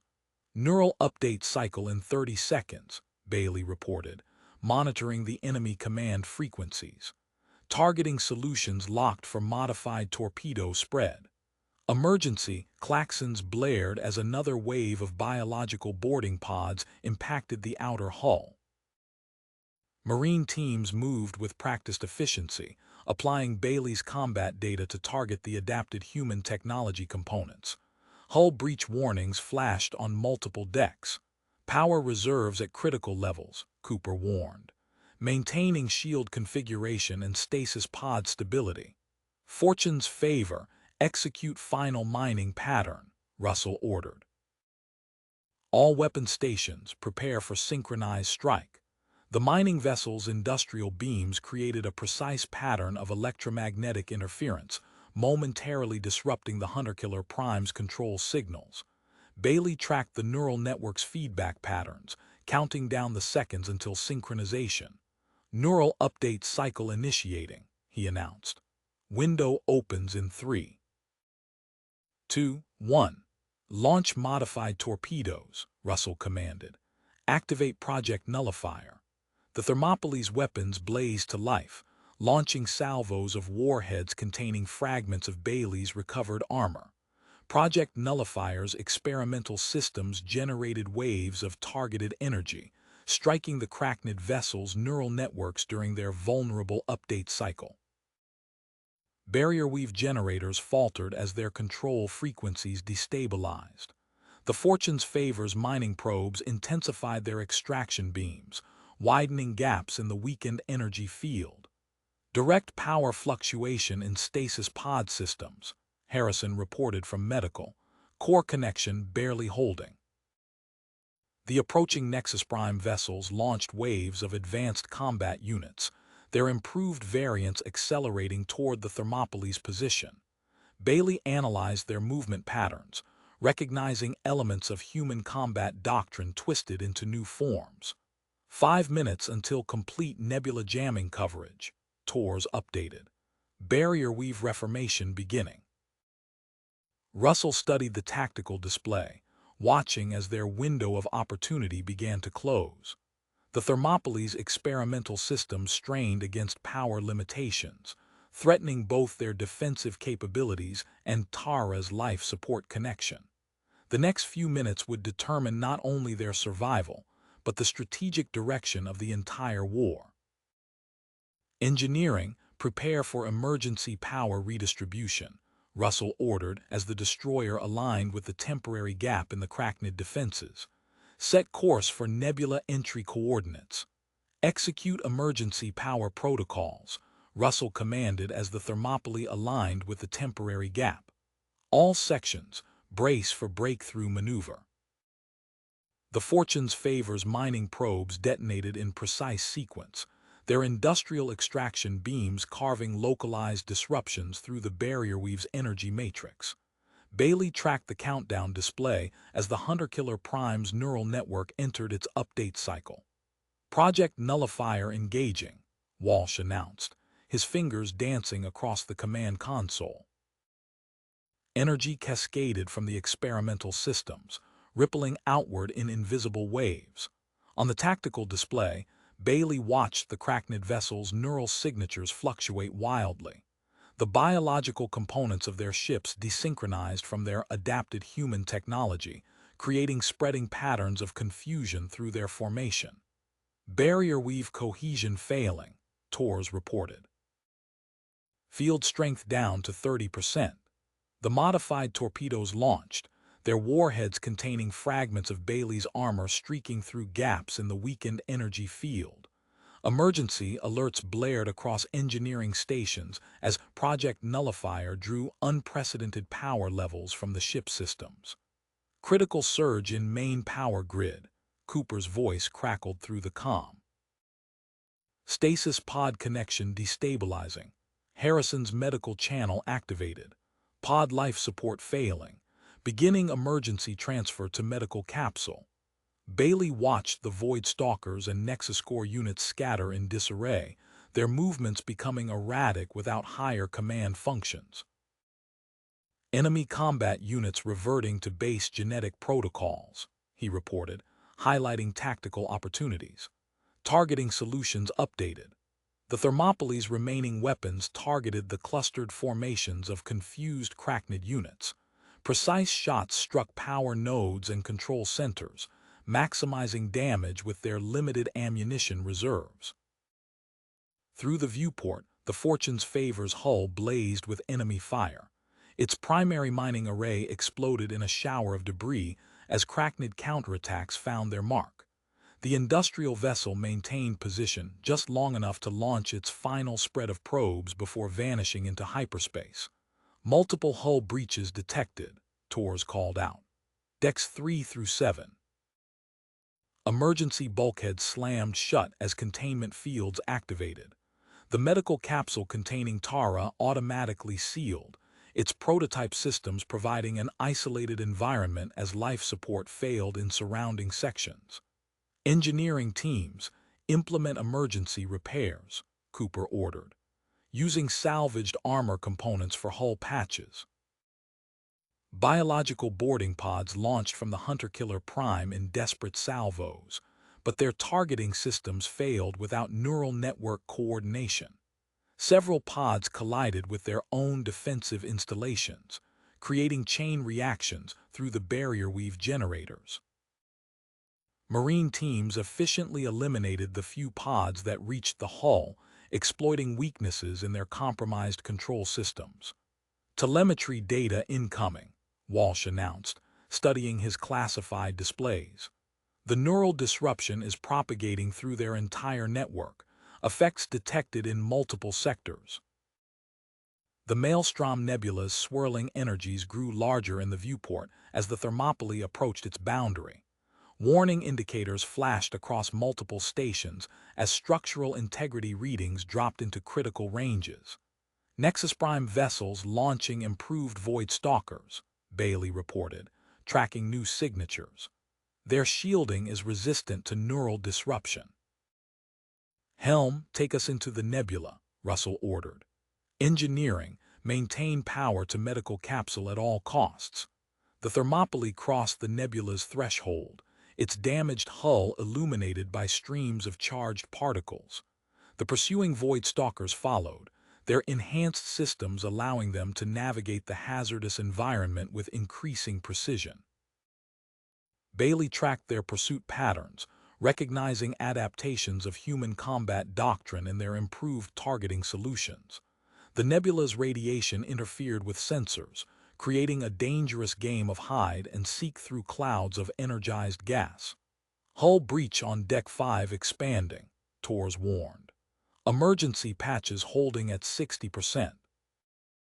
Rerouting auxiliary power to containment fields, Cooper responded. Medical capsule stable but operating on minimal reserves. The Thermopylae dove deeper into the nebula's charged interior, its compromised systems straining against the environmental hazards. Behind them, the advanced Void Stalkers adjusted their pursuit vectors, demonstrating the Crachnid's rapidly evolving tactical capabilities. Helm, initiate electromagnetic pattern recognition protocols, Russell ordered as the Thermopylae plunged deeper into the nebula's swirling mass. Use Bailey's combat suit data to plot a safe trajectory. Bailey transferred his sensor readings to navigation, watching as intricate webs of plasma discharge illuminated the viewscreen. The nebula's charged particles created a maze of destructive energy, but patterns emerged through the chaos patterns his modified systems could track. Detecting stable corridor at bearing 035, he reported. Void Stalker units adjusting course to match. The pursuing vessels demonstrated unprecedented precision, their crystalline sensor arrays penetrating the natural interference. Their movements mirrored combat protocols Bailey recognized from ground engagements with Omega-class specialists. Additional hull breach on Deck 5, Torres called out. Emergency containment failing. Cooper's voice cut through the command channel. Implementing armor integration protocols. Teams are repurposing components from Bailey's recovered suit sections. Marine engineering units moved with practiced efficiency, applying salvaged Crachnid-resistant materials to reinforce compromised hull plates. The adaptive compounds provided superior protection against the nebula's corrosive effects. Warning indicators flashed across Harrison's medical station. Power fluctuation in Tara's life support capsule, the doctor announced. Radiation interference affecting primary systems. Transferring power cells from my remaining armor components, Bailey transmitted, should provide redundant supply for the capsule's needs. Harrison integrated the salvaged cells, stabilizing the capsule's power grid. His expression tightened as he studied the latest scan results. The Crachnid bioactive compounds have triggered cellular mutations. Standard treatments won't be sufficient. The deck shuddered as another plasma surge struck the hull. Shield indicators dropped into critical ranges, the modified Crachnid defensive systems destabilizing under sustained exposure. Detecting shield grid failure cascade, Cooper reported. Initiating emergency reconfiguration using tactical database specifications. Bailey transferred shield modification protocols from his combat systems. The engineering teams implemented a hybrid configuration, merging human and Crachnid technologies into a more stable defensive matrix. Multiple Crachnid signatures detected at nebula boundary, Torres announced. Hunter-killer prime vessels deploying improved Nexus Core units. The tactical display showed localized areas of calm forming within the turbulent environment containment field similar to those used during the colony assault. Bailey highlighted the pattern recognition data. They're creating safe zones for advanced combat units. Incoming transmission, Walsh reported. UNMC command confirms Project Nullifier's effects. The Crachnid's integrated technology shows increased vulnerability to targeted electromagnetic disruption. A new contact appeared on sensors. Medical transport detected, Torres called out. IFF identifies as Mercy's hand from Starbase 84. "This is Commander Rodriguez," a voice transmitted. "We're equipped for emergency radiation treatment and cracknid biomechanical analysis. Requesting immediate rendezvous." A massive plasma discharge forced the Thermopylae into an evasive turn. Emergency klaxons blared as the sudden maneuver stressed the damaged hull. "Decompression alert, decks 3 and 7, Tors reported. "Emergency patches failing." Marine teams deployed with modified engineering equipment, using Bailey's combat protocols to reinforce critical structural points. The reinforced bulkheads held, but power readings continued to drop across multiple systems. "Mercy's hand approaching docking position," Tors announced. "Voidstalker units closing from multiple vectors." Russell studied the tactical display, calculating approach vectors through the surrounding plasma storms. "Initiate docking sequence. Engineering, transfer remaining power reserves to defensive systems." The medical transport's specialized shielding provided a temporary sanctuary as it matched course with the Thermopylae. Its advanced radiation countermeasures created a protective bubble around both vessels. "Beginning emergency transfer preparations," Harrison transmitted. "Capsule systems synchronized with Mercy's hand medical bay." Bailey tracked the pursuing void stalkers, their crystalline sensors penetrating the nebula's interference with increasing accuracy. The improved variants demonstrated enhanced adaptation to the hazardous environment, forcing constant course corrections to maintain separation. The docking corridor extended between the vessels, creating a pressurized passage for the critical transfer. Engineering teams reinforced the connection points with salvaged armor components, protecting against the nebula's corrosive effects. "Multiple hunter-killer prime vessels entering weapons range," Bailey reported. "Nexus Core units establishing containment fields along our projected course."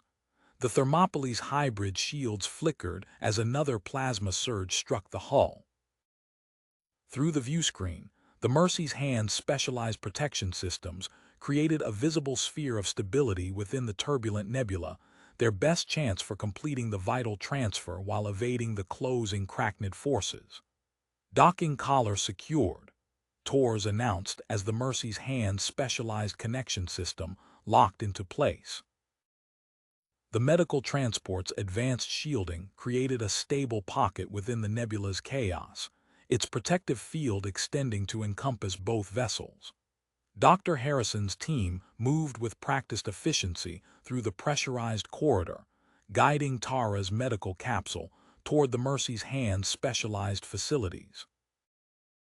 Bailey monitored their progress while scanning the surrounding space, his combat suit's sensors detecting the distinctive signatures of 3 Voidstalker units moving through the plasma streams.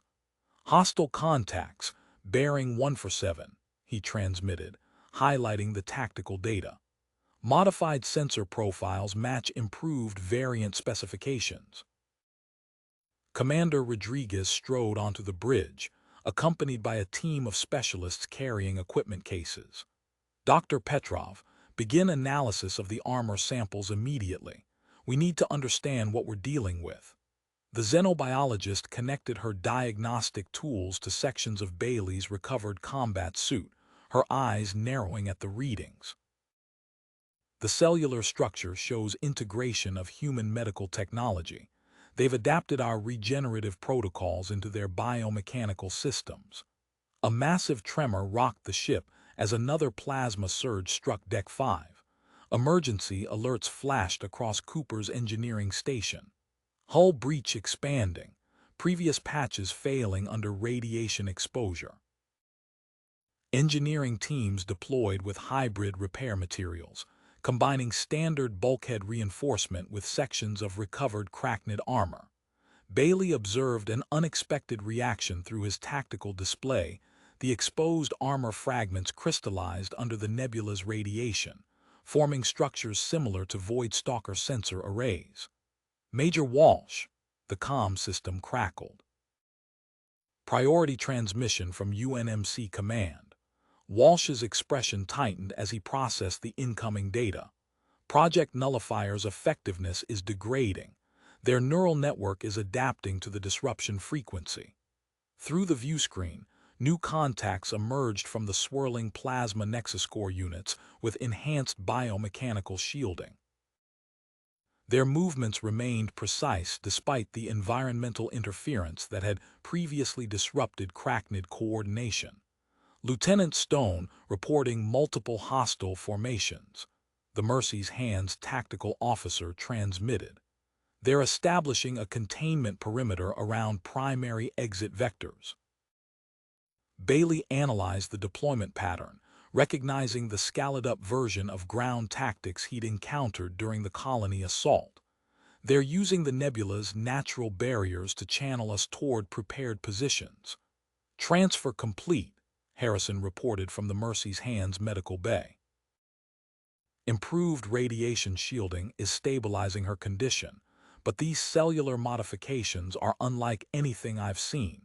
We need to reach Starbase 84 within 6 hours to prevent permanent genetic changes. Cooper's engineering team adapted their defensive systems, integrating data from the crystallizing armor samples. Modified shield configuration online.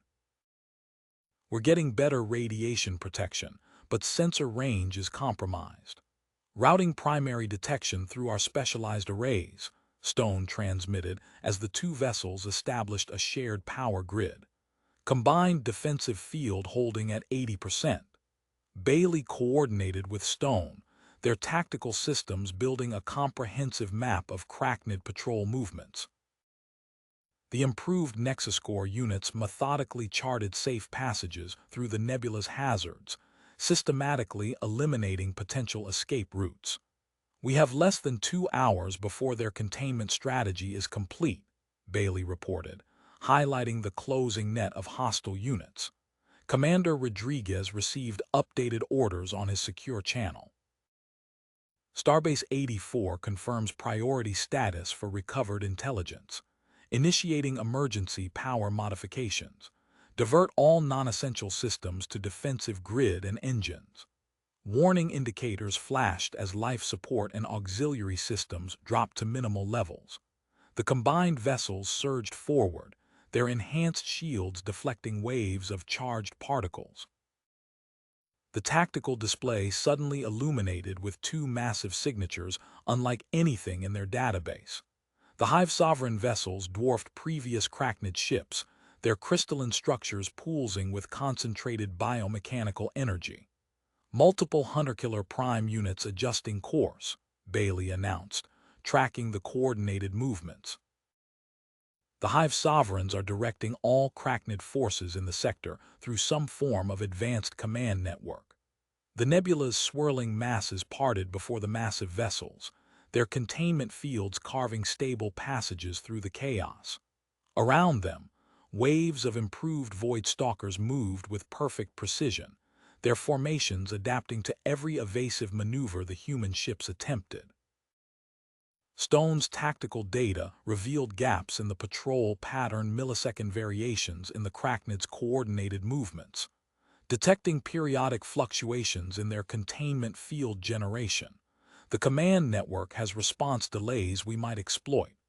Those response delays could be our advantage, Bailey transmitted, highlighting the tactical data. Commander Rodriguez, if we modify Project Nullifier's frequency to target those specific gaps. Do it, Rodriguez ordered, turning to his specialists. Dr. Petrov, coordinate with engineering. We need maximum power to the disruptor arrays. The two ships' shared power grid hummed as engineering teams rerouted critical systems. Cooper's voice cut through the command channel. Power nodes reconfigured, but these crystalline formations on the armor samples they're reacting to the nebula's radiation in an unexpected way. Through the engineering bay's monitoring systems, the recovered Cracknid armor fragments emitted a distinctive energy signature.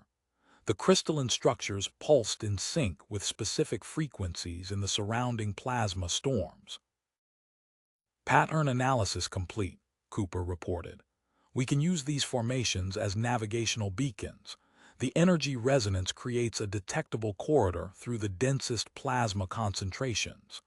Bailey integrated the new sensor data with his tactical display, plotting optimal course. Both ships need to maintain precise formation to share the protective effect. A sudden alert from Mercy's Hands Medical Bay interrupted their preparations. "Emergency status update," Dr. Harrison transmitted. "Tara's neural patterns are destabilizing. The cracknid exposure is affecting her central nervous system." Dr. Petrov activated her experimental treatment protocols, initiating emergency procedure. Reprogramming nanites recovered from Bailey's armor to counter the cellular modifications. The medical bay's monitoring systems tracked the procedure's progress. Tara's vital signs stabilized, but the biological scanners displayed an alarming change. Her neural signature. Dr. Petrov's voice tightened. "It's registering as cracknid on our detection systems." "Priority transmission from command," Walsh announced. New hostile classification detected Genesis Core units deploying from Hive Sovereign vessels. The tactical display showed massive biomechanical constructs emerging from the crystalline ships. Bailey's combat systems identified features from every previous cracknid variant, enhanced with adapted human medical technology. A blinding surge of plasma struck the Thermopylae's modified shields. Power conduits overloaded across multiple decks as the containment field collapsed. "Critical damage to primary distribution nodes," Cooper reported. "Hull integrity failing in sections 3 through 7. The engineering teams rushed to contain the damage, but the crystalline formations from the cracknid armor had already spread through the breached sections. The alien material integrated with the damaged hull plates, creating an improvised barrier against the nebula's corrosive effects. "Starbase 84 acknowledges situation," Rodriguez transmitted. "Defense fleet mobilizing for extraction support." But these Genesis Core units, their movement patterns match Omega-class hunting behaviors, Bailey interrupted, his combat systems tracking the massive constructs. "They're using evolved versions of colony assault tactics." Dr. Petrov's sensors detected new complications. "The biomechanical repairs are showing signs of network influence. Crystalline growth rates increasing exponentially." 8-9 minutes until critical system compromise, Stone calculated. Engine stress readings approaching maximum tolerance. The combined vessels pushed through another plasma stream, their precise formation maintaining the protective corridor mapped by Cooper's modified sensors. Warning indicators flashed as multiple systems approached failure points. Hive Sovereign vessels coordinating with Hunter-Killer Prime units, Bailey reported. "They're establishing overlapping kill zones along all exit vectors." The tactical display showed the full scope of the cracknid containment strategy, a sophisticated three-dimensional grid that incorporated every combat doctrine they had evolved since the colony attacks. Each layer of defense adapted in real time, powered by their enhanced neural network. "Initiating nullifier burst," Rodriguez ordered. "Engineering, route all available power to disruptor arrays. Target the command network's response gaps." The shared power grid surged as both ships generated the modified frequency. Through the viewscreen, waves of energy pulsed outward, striking the massive Hive Sovereign vessels. Their coordinated movements faltered momentarily as the disruption cascaded through their neural network. "Response gap detected," Bailey announced, highlighting a narrow corridor through the cracknid formation. "We have our window." The damaged vessels accelerated toward the nebula's boundary, their engines straining against safety limitations. Behind them, the Genesis Core units began adapting to the disruption effect, their massive forms reorganizing into new combat configurations as they pursued their prey through the plasma storms. "Engineering, initiate emergency modification Alpha 7, Cooper transmitted as the ships plunged through the plasma currents. "Channel power through the crystalline structures." The crystalline formations coating both vessels' hulls pulsed with transferred energy. Sensor readings of their ship's signatures diminished rapidly as the radiation-altered material absorbed their power emissions. Energy signature masking at 60%, Stone reported from Tactical. Cracknid pursuit units showing reduced tracking efficiency. A violent impact rocked the Thermopylae as clusters of biomechanical pods struck the hull. Bailey's tactical display highlighted multiple breach points across both vessels. Hostile boarding units detected, Bailey transmitted. Marine teams implement anti-boarder protocols 7 through 12. He activated the emergency docking corridor. Commander requesting permission to transfer to Mercy's hand.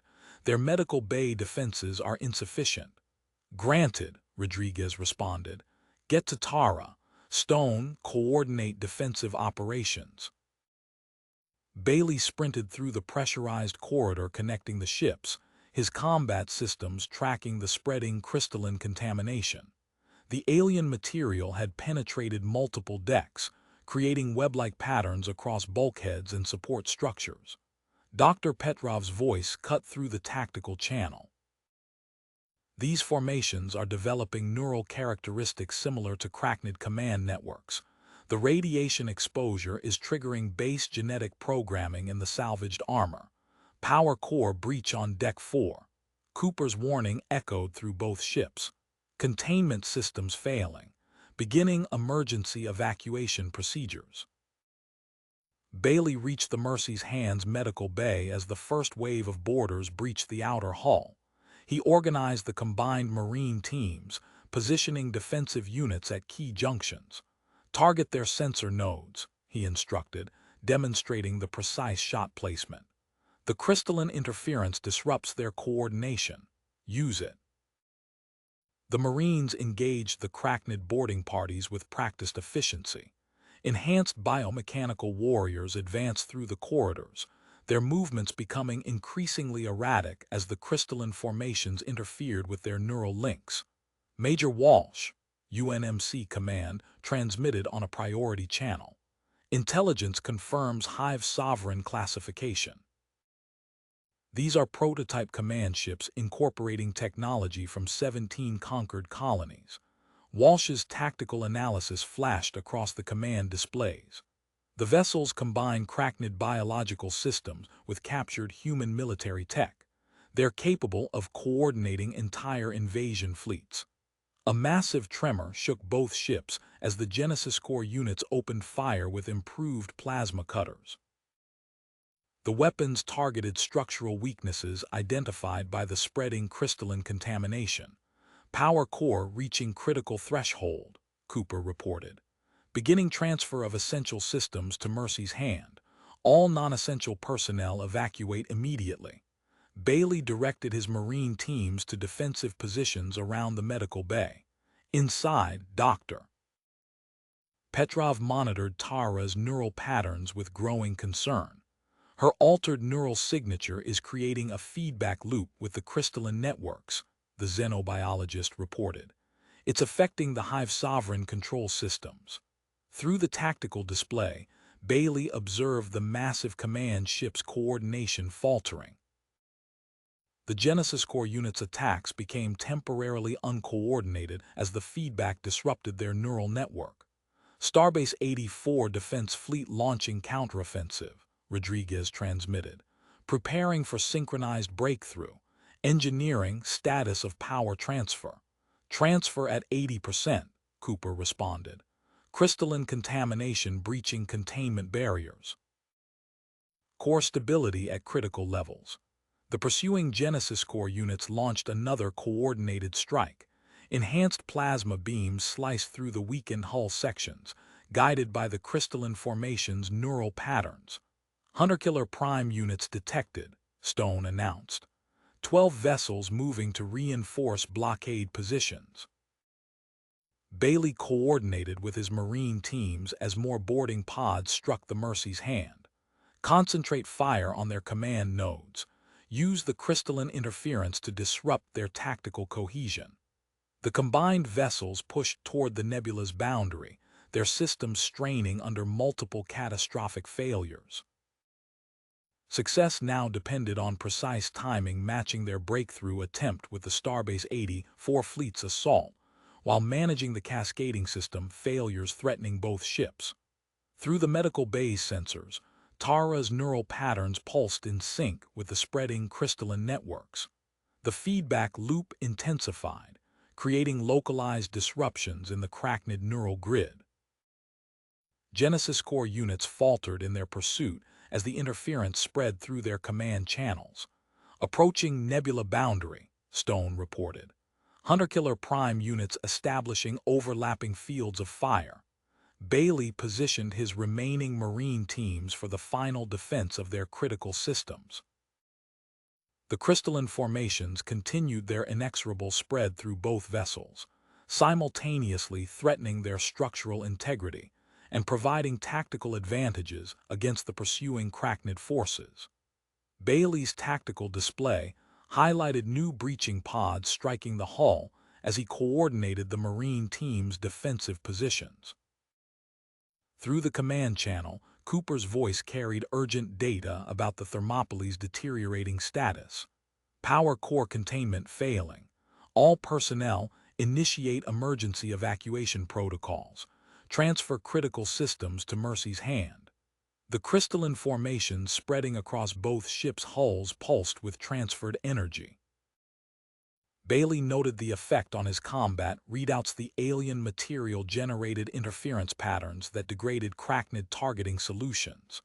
Cooper, route emergency power through the crystalline structures, Bailey transmitted, while directing his Marines to repel another wave of boarders. The formations are masking our signature.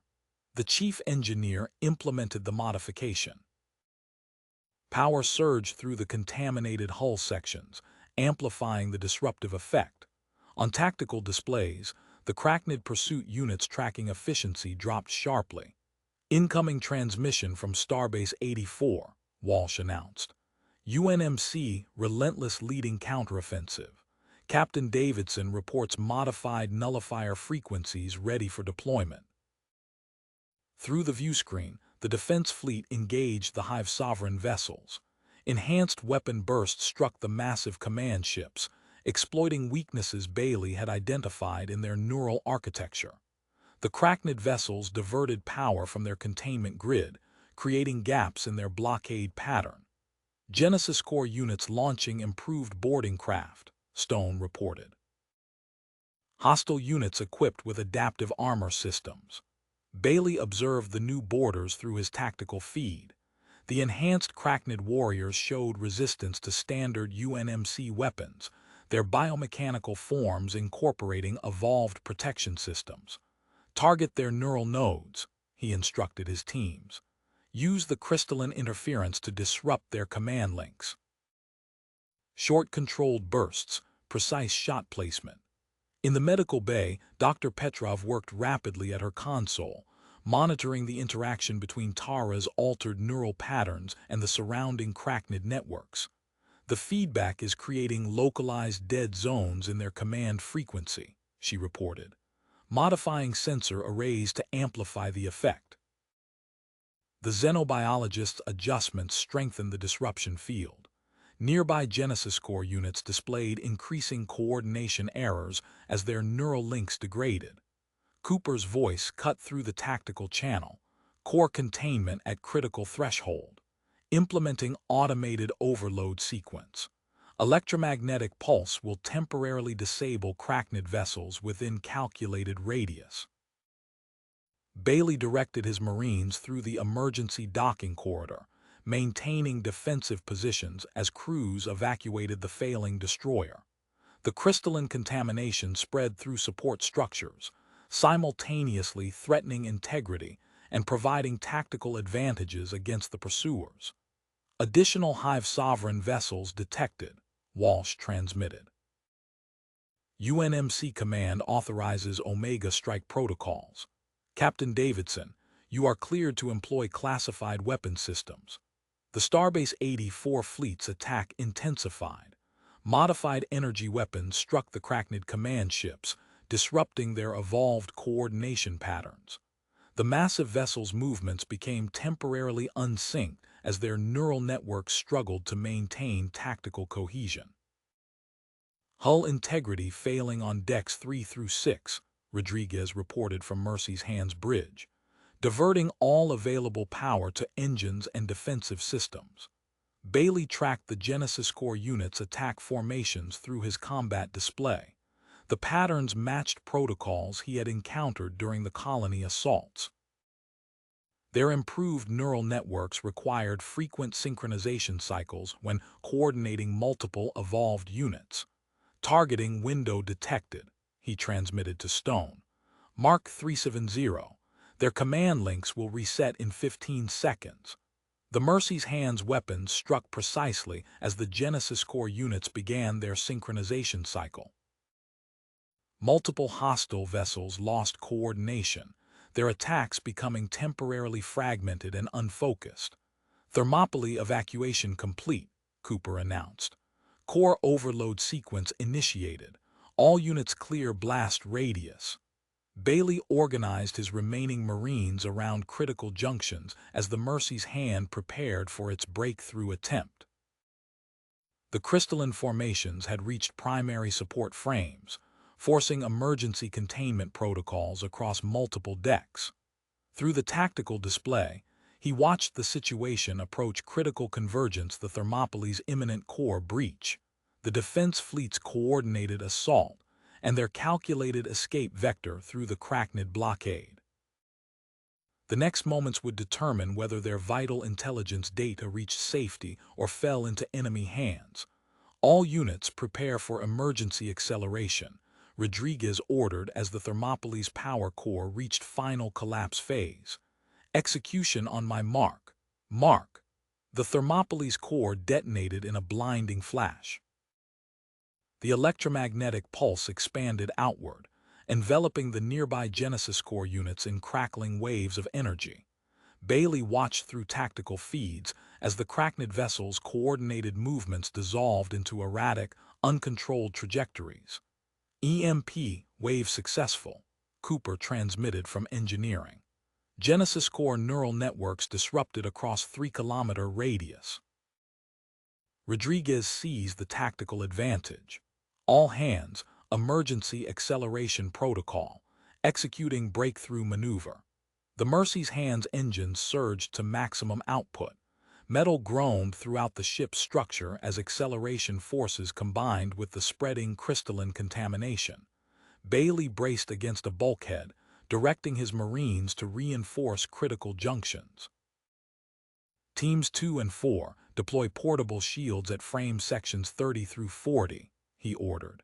Contain those crystal formations.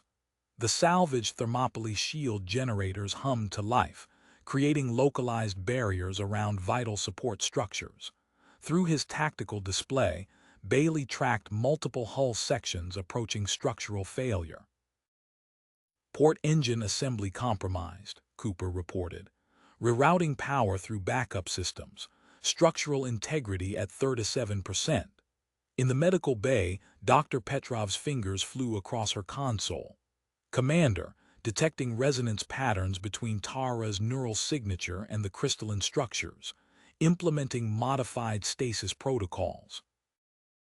The specialized medical equipment pulsed with carefully calibrated energy fields. Tara's vital signs stabilized as the stasis effect accounted for her altered neural patterns. The formations respond to specific frequencies in her brain activity, Petrov transmitted. With precise power management, we might control their growth rate. Through the command channel, Walsh's tactical analysis highlighted new threats. Disabled Genesis Corps units maintaining basic combat functions. They're operating independently of the command network. Bailey recognized the autonomous attack patterns from his ground combat experience. All teams switched to Adaptive Defense Protocol Sigma. These units will coordinate locally without central control. The Starbase 84 fleet engaged the Hive Sovereign vessels with devastating effect. Modified nullifier technology struck the massive command ships, disrupting their evolved coordination systems. Captain Davidson's voice cut through the tactical channel, Omega strike weapons deployed, maintaining suppression field around primary targets.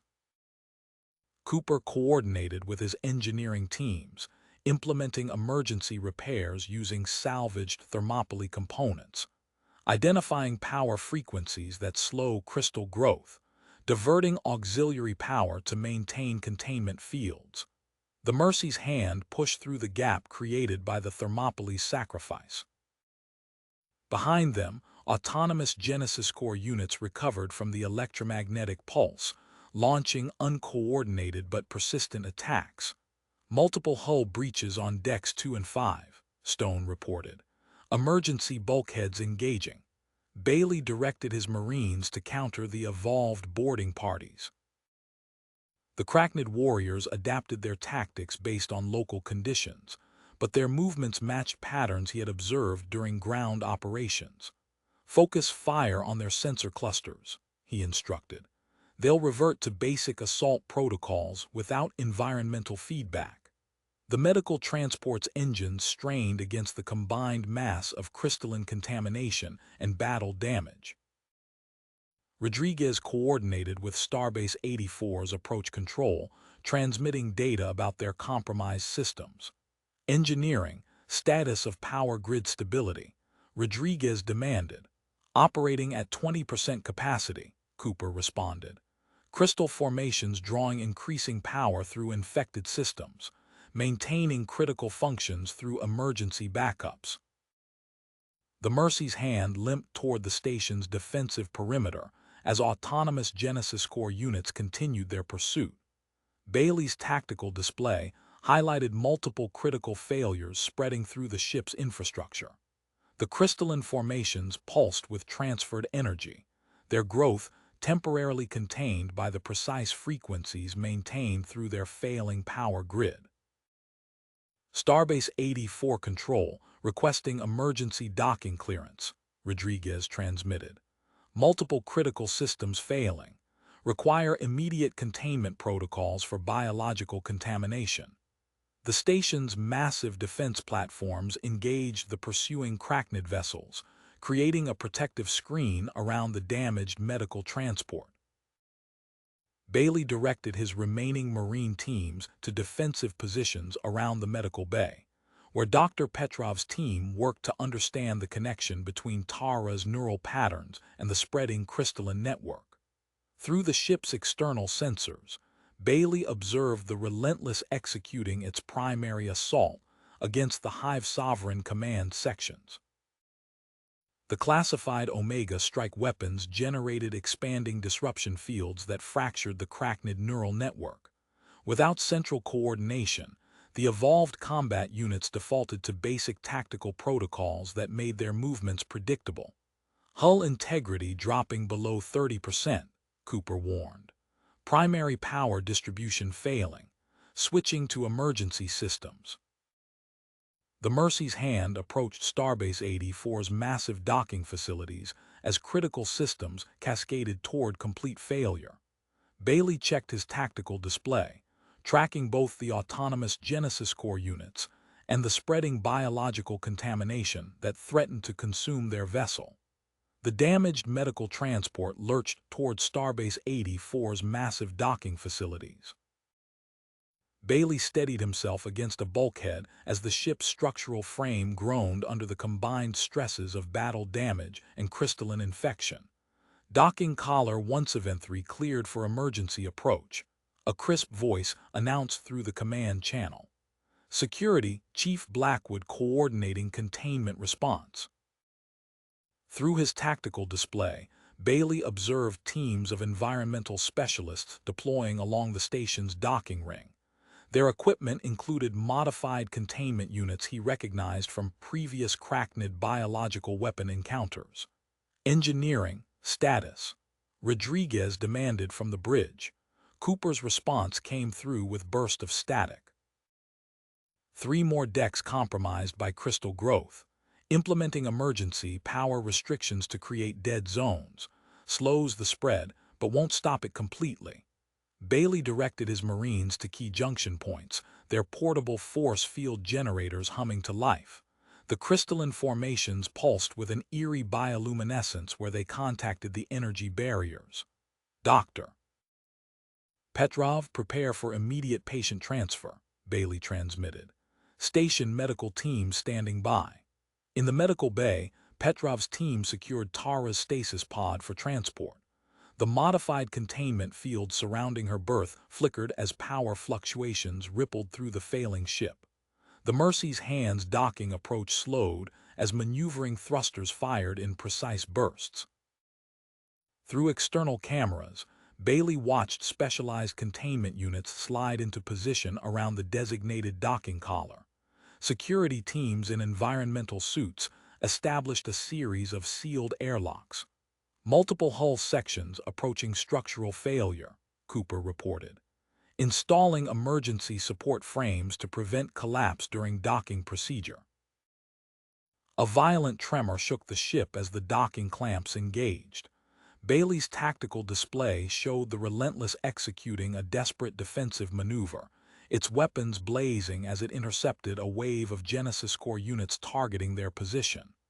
Containment Team Alpha, proceed to Junction 4 to 7, Bailey ordered.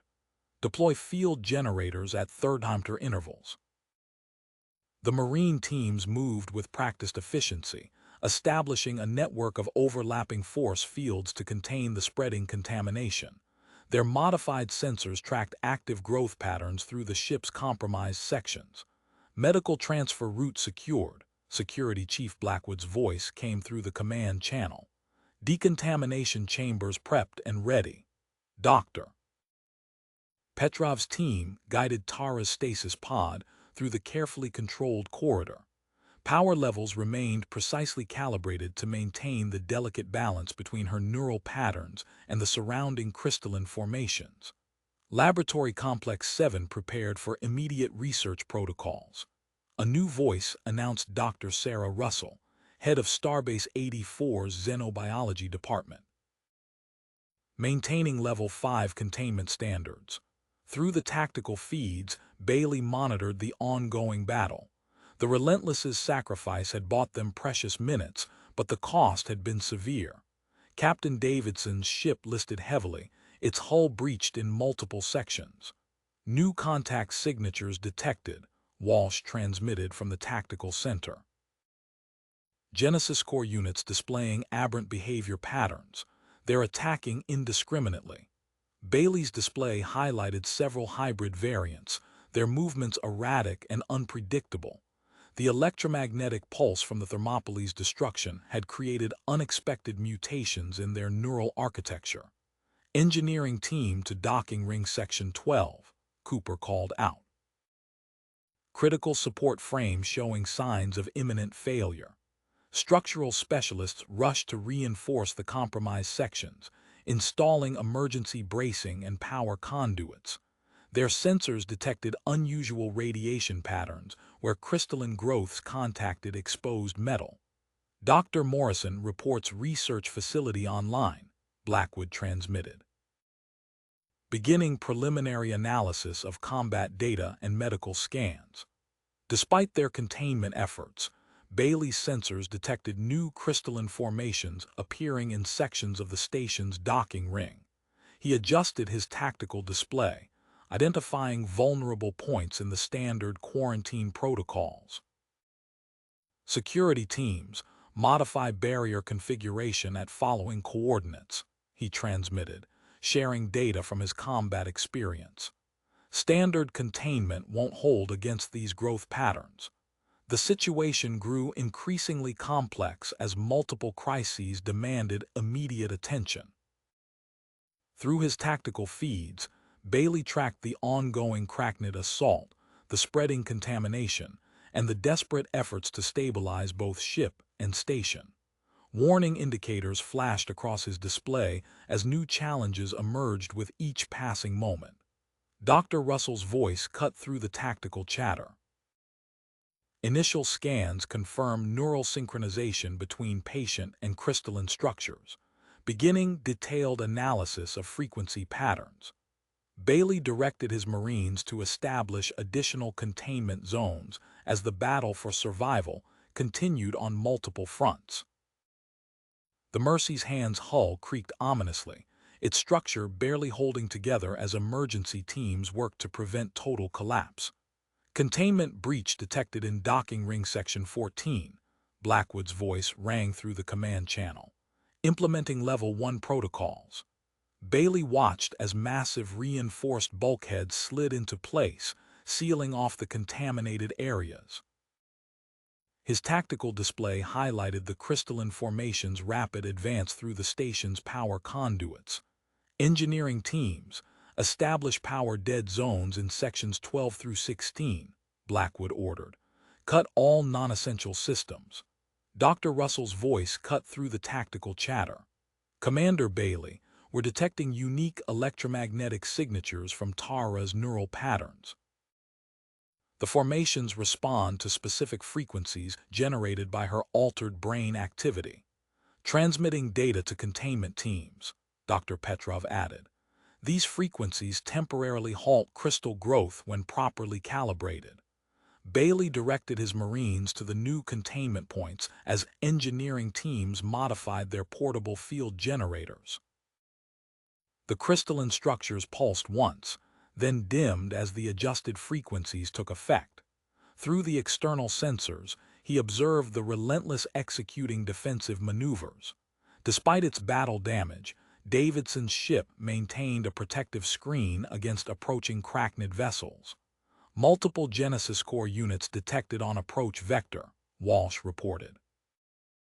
They're targeting our outer defense grid. Bailey accessed the station's weapons control systems, implementing modifications based on his combat experience. Adjusting targeting parameters, their adapted human tech leaves specific vulnerabilities in their sensor arrays. Cooper's engineering team worked frantically in the docking ring, installing power regulators to prevent the crystalline formations from drawing energy from the station's grid. Data core extraction complete, he transmitted. Beginning power isolation procedures. Dr. Morrison's analysis flashed across Bailey's tactical display. Command, processing combined tactical data from both vessels. The Hive Sovereign ships serve as mobile evolution labs. Their systematically testing captured human technology. Confirmed, Walsh responded. Intelligence reports similar crystalline contamination at other stations following Cracknid attacks, implementing station-wide power grid modifications. In Laboratory Complex 7, Dr. Russell's team monitored Tara's neural activity. The formations exhibit primitive neural patterns, she reported. They're attempting to integrate human biological systems into their evolution cycle.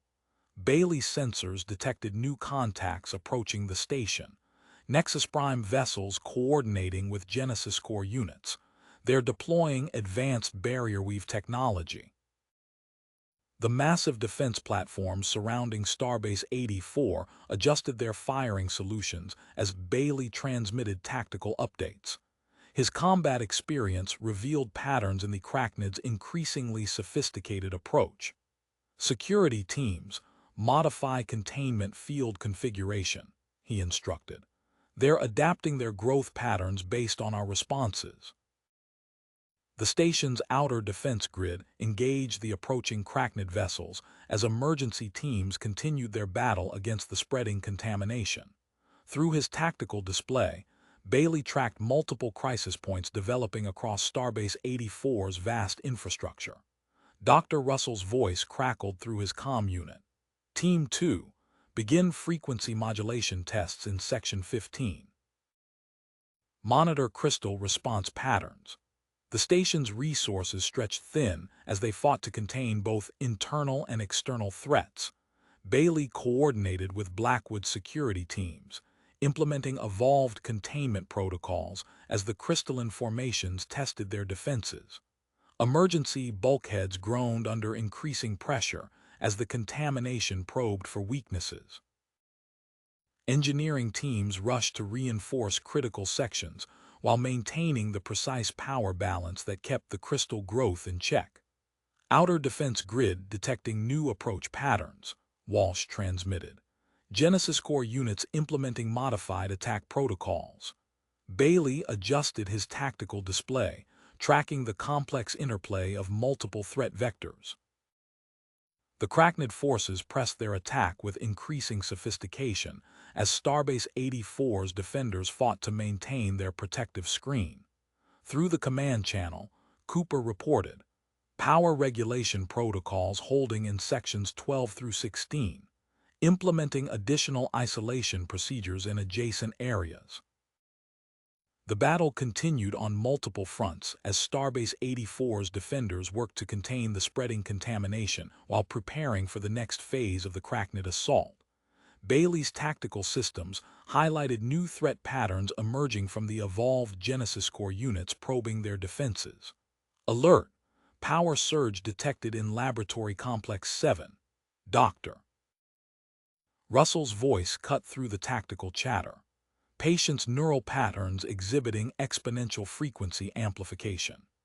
Bailey's display highlighted critical power conduits pulsing with dangerous energy levels as Tara's altered brain activity resonated through the station's grid. The crystalline formations responded instantly, their growth accelerating wherever they contacted energized systems. Transfer patient to Isolation Unit 3, Dr. Russell ordered. Engineering, implement power dampening protocols. Through security feeds, Bailey watched medical personnel guide Tara's stasis pod into a heavily shielded containment chamber. The specialized unit's walls absorbed excess electromagnetic emissions, preventing further interaction with station systems. Security teams, adjust barrier configuration, Blackwood transmitted. Crystal growth rates increasing in sections 20 through 25. Bailey directed his Marines to deploy modified field generators along critical junctions. The devices hummed at precisely calibrated frequencies, creating overlapping disruption zones that slowed the formation's advance. Commander, Cooper called through the command channel, we've salvaged components from your damaged combat armor. The neural dampening systems show promise for localized containment. Understood. Direct engineering teams to priority sectors. Bailey transmitted coordinate data as his tactical display tracked multiple crisis points. Focus on power distribution nodes. The salvaged armor components produced distinctive interference patterns where they contacted crystalline growths. Cooper's engineers worked rapidly to replicate the effect, installing makeshift disruption fields around vital infrastructure. Incoming vessels detected, Walsh reported. 3 Hive Sovereign-class ships coordinating with Genesis Core units. They're establishing an orbital containment grid. Through external sensors, Bailey observed the relentless executing a desperate maneuver. Davidson's ship, despite its battle damage, positioned itself between approaching Cracknid forces and the station's main reactor complex. Dr. Morrison's team reporting, Blackwood announced. Thermopylae sensor analysis complete. The crystal mutations match patterns observed in compromised Cracknid neural networks. Bailey's tactical systems highlighted multiple hull breaches as biological boarding pods impacted the station's outer sections. The evolved Genesis Core units deployed modified insertion tactics, targeting structural weaknesses his combat experience identified as especially vulnerable. Security teams, implement counterboarding protocols Delta 7, Bailey transmitted. Standard containment procedures won't hold against these variants. Dr. Russell's voice carried urgency, neural pattern stability decreasing. Crystalline growth rates approaching critical threshold. Initiating Protocol 7 Alpha, Walsh announced. Experimental weapons systems coming online. Dr. Russell confirmed containment field stability around patient isolation. Bailey directed his hybrid task force through the station's compromised sections. Marines and engineers moved in practice coordination, installing disruption fields while combat teams engaged Cracknid boarding parties with adapted tactics. Cooper here. converting Mercy's hand's radiation shielding into secondary containment grid, requesting power regulation support. The station's defensive grid lit up as more Genesis Core units pressed their attack.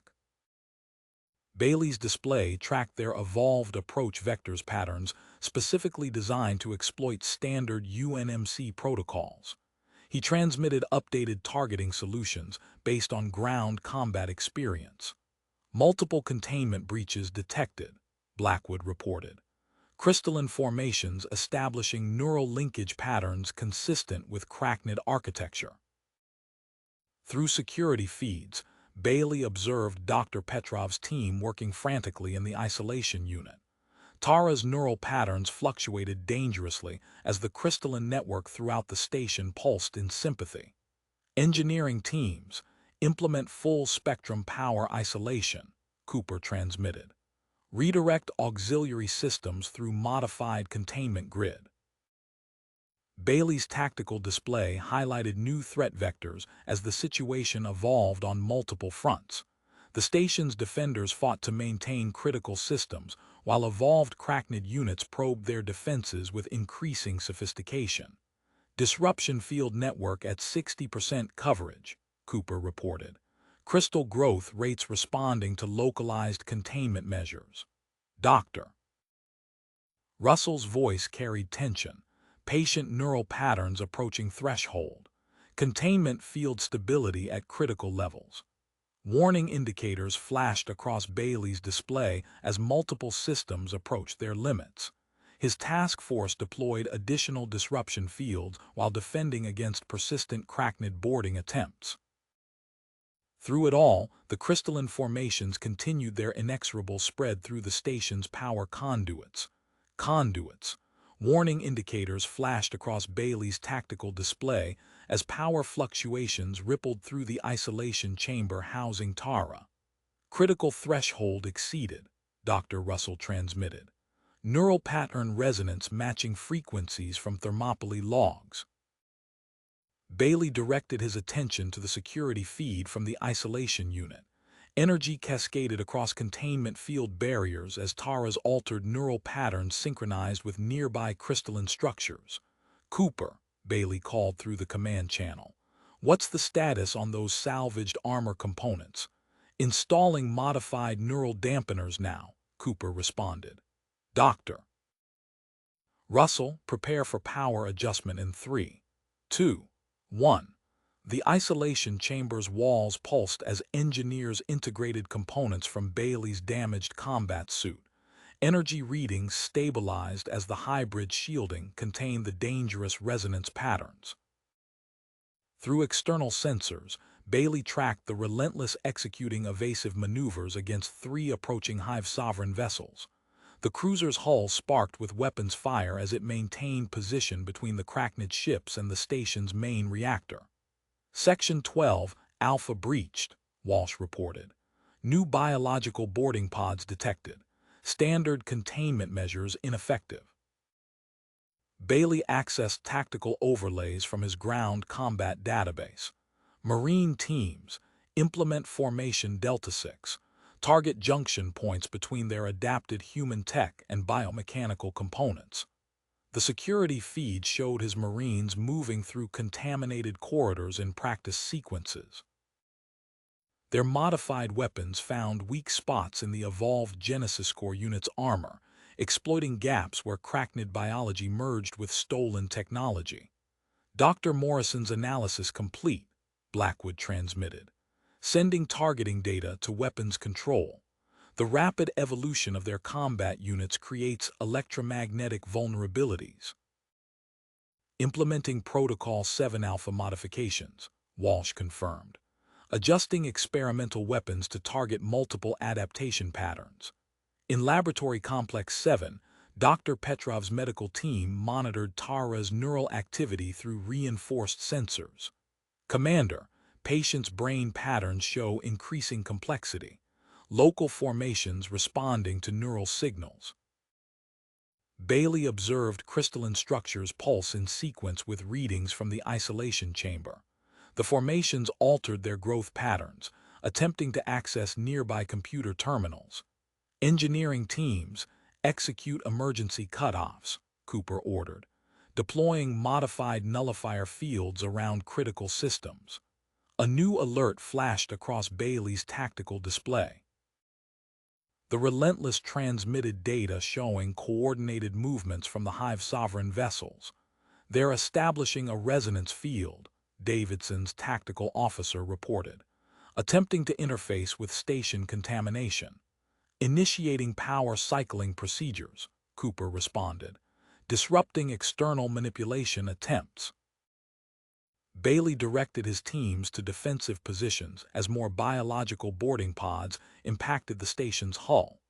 The evolved Genesis Core units moved with increasing coordination, adapting their tactics to counter standard UNMC protocols.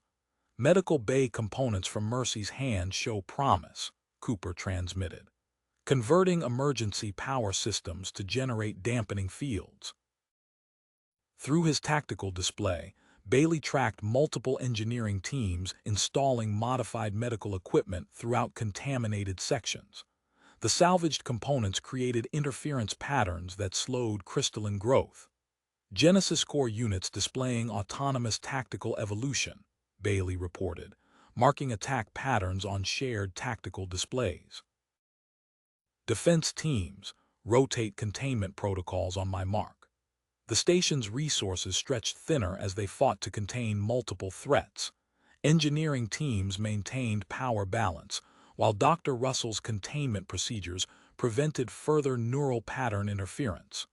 Through it all, Bailey's Marines adapted their tactics to counter increasingly sophisticated Cracknid boarding parties. Dampening field network at 80% coverage, Cooper announced, detecting measurable reduction in contamination spread rate. The security feed showed Dr. Morrison's research team analyzing data streams from multiple sources. Their findings highlighted critical weaknesses in the Cracknid's biomechanical integration process.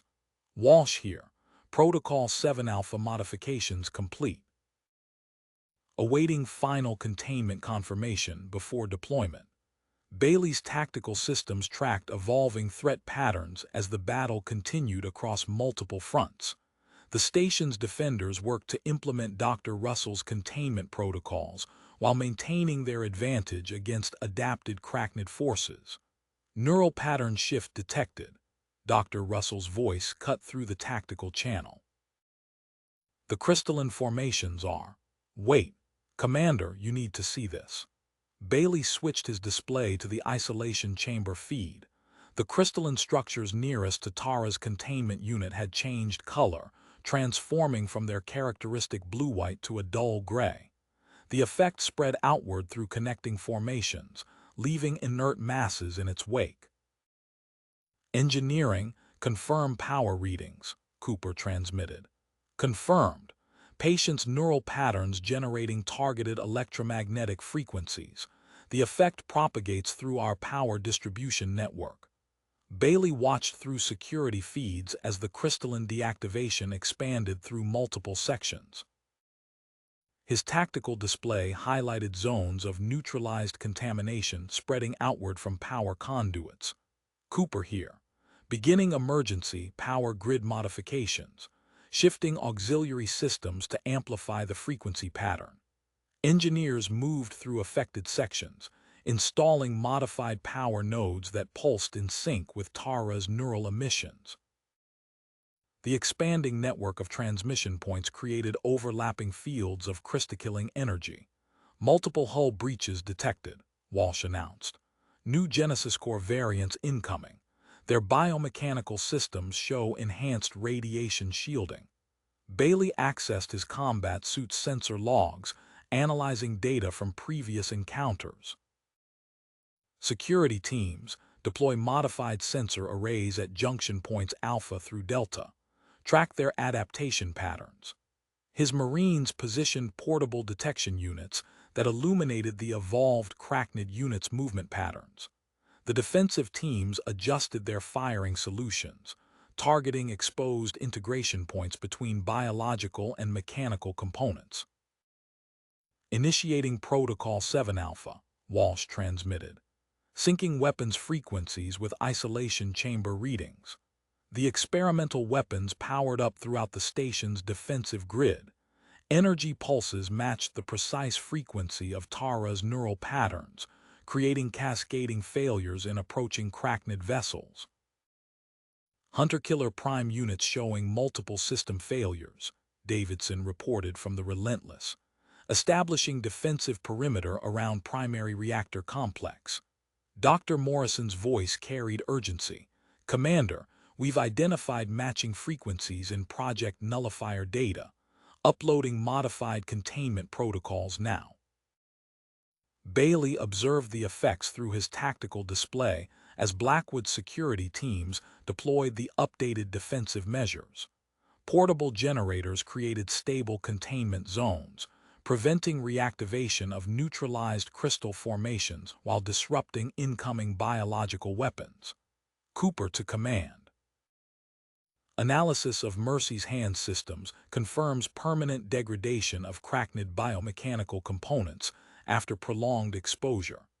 The engineering teams adjusted their power distribution network, optimizing the frequency output to target multiple generations of Cracknid technology. Crystal formations continued to deactivate as the effects spread through power conduits and reinforced containment fields. Dr. Petrov reporting increased neural pattern stability, Russell transmitted. The containment field interaction creates a self-sustaining cycle. Through security feeds, Bailey tracked the advancing Genesis Core units as they attempted to breach the growing zones of electromagnetic disruption. Their movements became increasingly erratic as the modified frequencies interfered with their neural networks. Hive Sovereign vessels adjusting shield harmonics, Walsh reported, detecting attempts to counter our frequency patterns. Security teams implement rotating containment protocols, Bailey ordered, marking new defensive positions on shared tactical displays. Maintain unpredictable distribution patterns through affected sectors. The station's defenders adapted their strategies as Cracknid forces evolved new countermeasures. Engineering teams rerouted power through secondary systems, while security units established overlapping fields of electromagnetic disruption. Dr. Morrison's team confirming permanent crystal neutralization in sections 15 through 20, Blackwood transmitted, expanding containment grid to adjacent zones. Bailey directed his attention to external sensor feeds as the Relentless engaged the nearest Hive Sovereign vessel. The cruiser's modified weapons synchronized with Starbase 84's defensive grid, creating expanding zones of neural disruption in space. Cooper here. Power grid stability at 90%.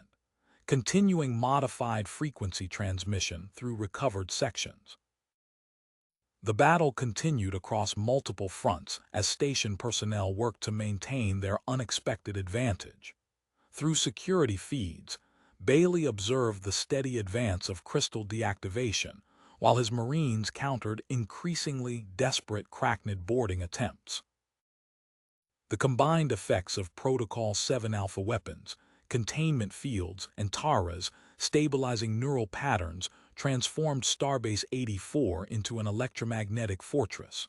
Fortress into an electromagnetic nullification zone.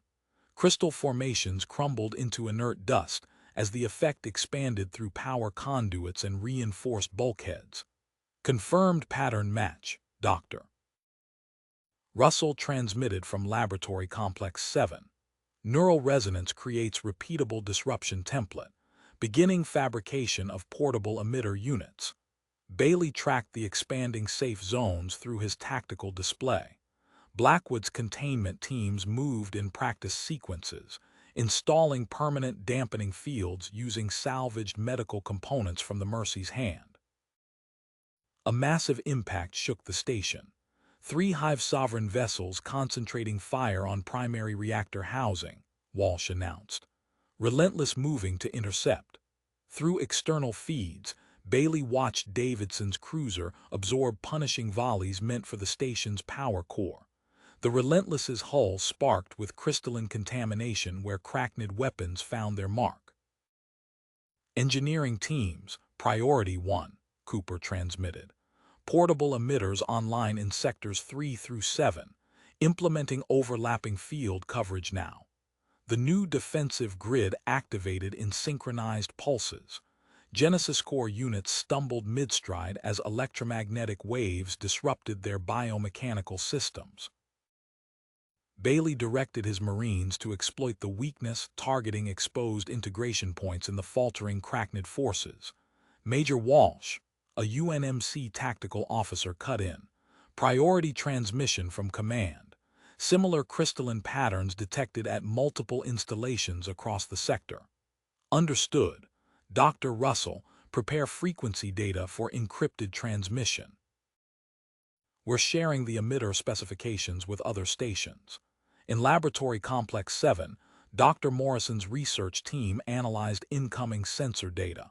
Commander, detecting unique radiation signature from Thermopylae debris field.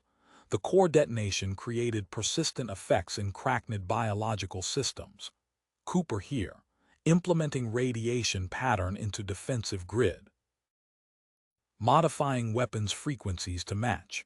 The Relentless's emergency transponder activated. Multiple hull breaches, Davidson reported. Crystal contamination spreading through primary systems. Request immediate assistance.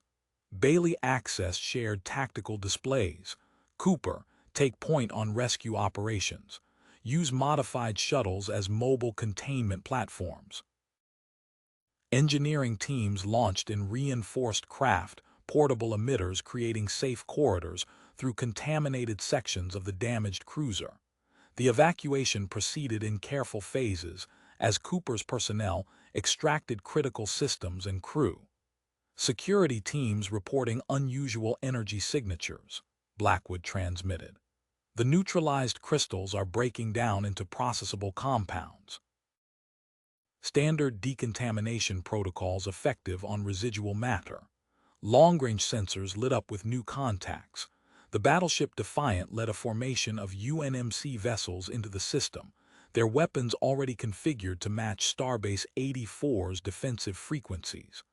Hive Sovereign units adjusting neural networks, Dr. Morrison reported. Detecting attempts to operate outside our disruption parameters. Bailey directed his attention to tactical feeds showing evolved Genesis Core units moving with renewed coordination. Their biomechanical systems pulsed with modified frequencies, probing for gaps in the station's electromagnetic defenses. Engineering teams, implement randomized frequency rotation, Cooper ordered through the command channel. Maintain unpredictable disruption patterns in cleared sectors. The battle shifted as both sides adapted their tactics. Cracknid forces probed for weaknesses while station personnel worked to maintain their advantage. Through it all, the electromagnetic template created by Tara's neural patterns continued spreading through power distribution networks, transforming contaminated sections into secured zones one sector at a time. Through the security feed, Bailey observed an unexpected shift in the crystalline patterns near Tara's containment unit. The formations pulsed with new frequencies that spread through nearby power conduits. Commander, Dr. Russell's voice carried a note of discovery. These aren't random fluctuations. The neural patterns match encryption sequences from the Cracknid command vessel data. Cooper's engineering team rushed to implement modifications across multiple sectors. Rerouting power through medical components salvaged from Mercy's hand, setting up amplification nodes at key junctions. The salvaged systems integrated smoothly with Starbase 84's power grid. Portable emitters activated throughout contaminated sections, their enhanced frequencies causing immediate degradation in approaching Genesis Core units. Admiral West to Starbase 84, a new voice cut through the tactical channel. Defiant moving to engage Hive Sovereign vessels. Weapons systems recalibrated to match your frequency patterns. The massive battleship's opening salvo struck true, Enhanced energy beams pierced Cracknid shields, targeting critical biomechanical systems. The command ship's crystalline formations flickered and died under the sustained assault. Multiple Genesis Core units down, Walsh reported. Their neural networks failing faster than they can adapt. Security teams push forward with portable emitters. Bailey directed his Marines through newly secured corridors. The enhanced disruption field created clear lanes of advance, allowing tactical teams to establish fortified positions along the station's outer hull. Cracknid biological weapons dissolved into inert matter before reaching their targets. Cooper here, beginning final evacuation of Relentless, modified shuttles in position. Through external cameras, Bailey watched the rescue operation unfold. Specialized craft created safe passages through the cruiser's contaminated sections. Engineering teams moved with practiced efficiency, extracting vital personnel and equipment. Dr. Morrison to command. Analysis complete on Tara's frequency patterns. The effect permanently disrupts their integration process at a molecular level. Research teams worked rapidly to implement the findings. New emitter designs incorporated multiple frequency bands, targeting various generations of Cracknid technology simultaneously. The improved systems created expanding zones of protection that prevented both existing contamination and new weapons from taking hold. Blackwood here, coordinating with UNMC Command for sector-wide implementation, transmitting technical specifications now. Security teams installed standardized containment systems throughout recovered sections. The combined effects of conventional defenses and enhanced frequencies created an impenetrable barrier against Cracknid biological attacks. Major Walsh, priority alert, a tactical officer transmitted. Detecting emergency protocols from Hive Sovereign vessels. Their neural networks are destabilizing. Bailey accessed sensor data showing erratic energy patterns from the surviving command ships. Their attempts to counter the disruption field created cascading failures in biomechanical systems. Admiral West to all units. Primary target showing critical vulnerabilities, concentrating fire on their command nodes. The Defiance weapon struck with surgical precision. Enhanced energy beams penetrated failing shields, targeting exposed integration points. The lead Hive Sovereign vessel's crystalline structures shattered under the assault. Dr. Russell, new readings from isolation chamber, Cooper transmitted. Power grid detecting additional frequency variations. Through laboratory feeds, Bailey observed Tara's neural patterns generating increasingly complex disruption waves. The effect spread through multiple power systems, creating an evolving defense against Cracknid adaptations. Alert, Walsh announced. Surviving Genesis Core units exhibiting severe biological changes. Their neural matrices are breaking down. Security cameras revealed grotesque transformations in the remaining Cracknid forces. Their biomechanical components warped and twisted as failing neural networks attempted to compensate for the disruption field's effects. Engineering teams maintain frequency rotation, Cooper ordered. Don't let them establish a stable adaptation pattern. The station's enhanced defensive grid pulsed with calculated randomness.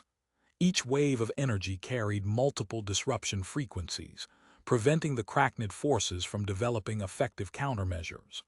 Through the command center's main display, Bailey watched Admiral West coordinate the final assault. The Defiant led a precise strike formation, targeting critical systems aboard the remaining Hive Sovereign vessels with their enhanced weapons.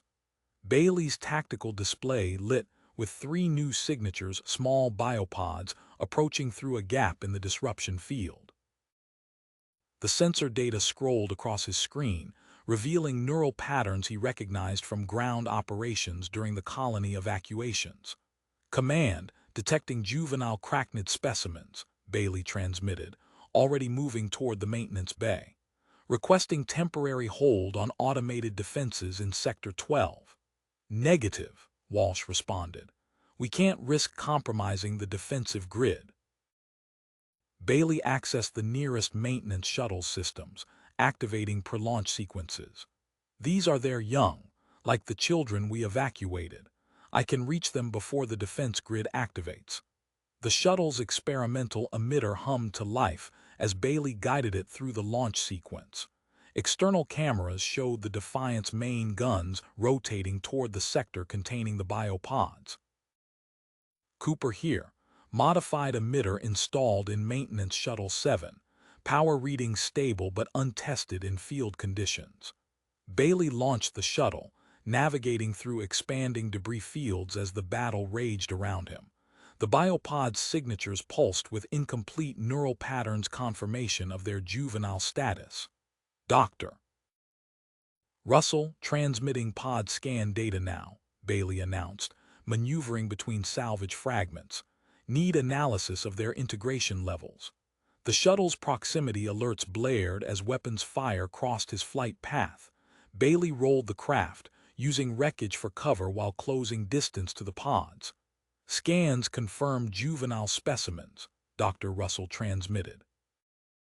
Neural patterns show minimal hive network integration, similar to your colonial evacuation encounters. Bailey extended the shuttle's emergency docking collar as the Defiant's targeting systems locked onto his sector. The first biopod sealed against the collar's magnetic field. He maneuvered precisely, collecting the second and third pods moments before defensive fire would have reached them. Crystalline formations spread across the shuttle's hull, systems failing as contamination breached external seals. Bailey initiated emergency protocols, ejecting the power core. The resulting electromagnetic pulse cleared a temporary path through the growing crystal structures. Engineering, prepare emergency containment in Landing Bay 4, Bailey transmitted, nursing the failing shuttle toward the station on minimal life support power. Crackned juveniles secured but need immediate isolation. Dr. Russell's voice cut through the command channel. Bailey, route neural pattern data through Tara's containment systems. The frequency match could stabilize their development. The shuttle's hull groaned as Bailey guided it into the landing bay. Engineering teams rushed forward with portable emitters, creating a safe corridor to the medical facility. Bailey transmitted continuous scans of the juvenile specimens, providing Dr. Russell's team with real-time data on their neural patterns. Detecting simultaneous attacks from all remaining Hive Sovereign vessels, Walsh announced. They're targeting the medical sector. Bailey coordinated with engineering teams, positioning emitter arrays around the medical facility. The enhanced field prevented the Crackned command ships from establishing neural links with their captured young. Dr. Petrov here. Adapting stasis protocols from the evacuation ship. Neural pattern analysis shows promising results. Through command center feeds, Bailey watched the Hive Sovereign vessel's final assault crumble.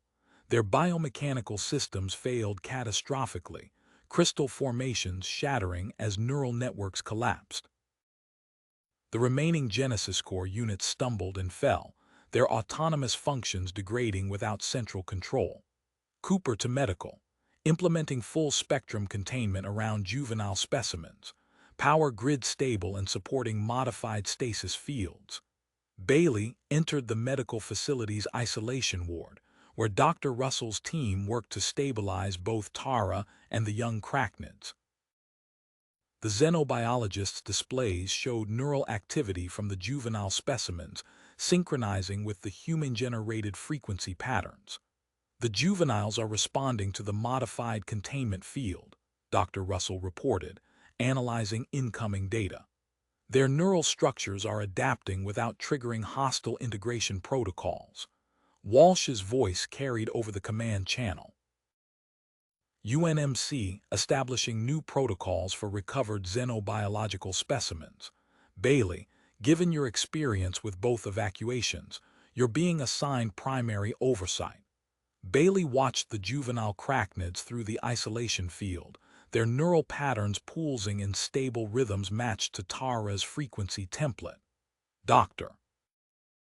Russell's team continued gathering data, working to understand how human neural patterns influenced arachnid biological development. Beginning final decontamination sweeps, Cooper transmitted. Enhanced emitter coverage at maximum efficiency across all sectors.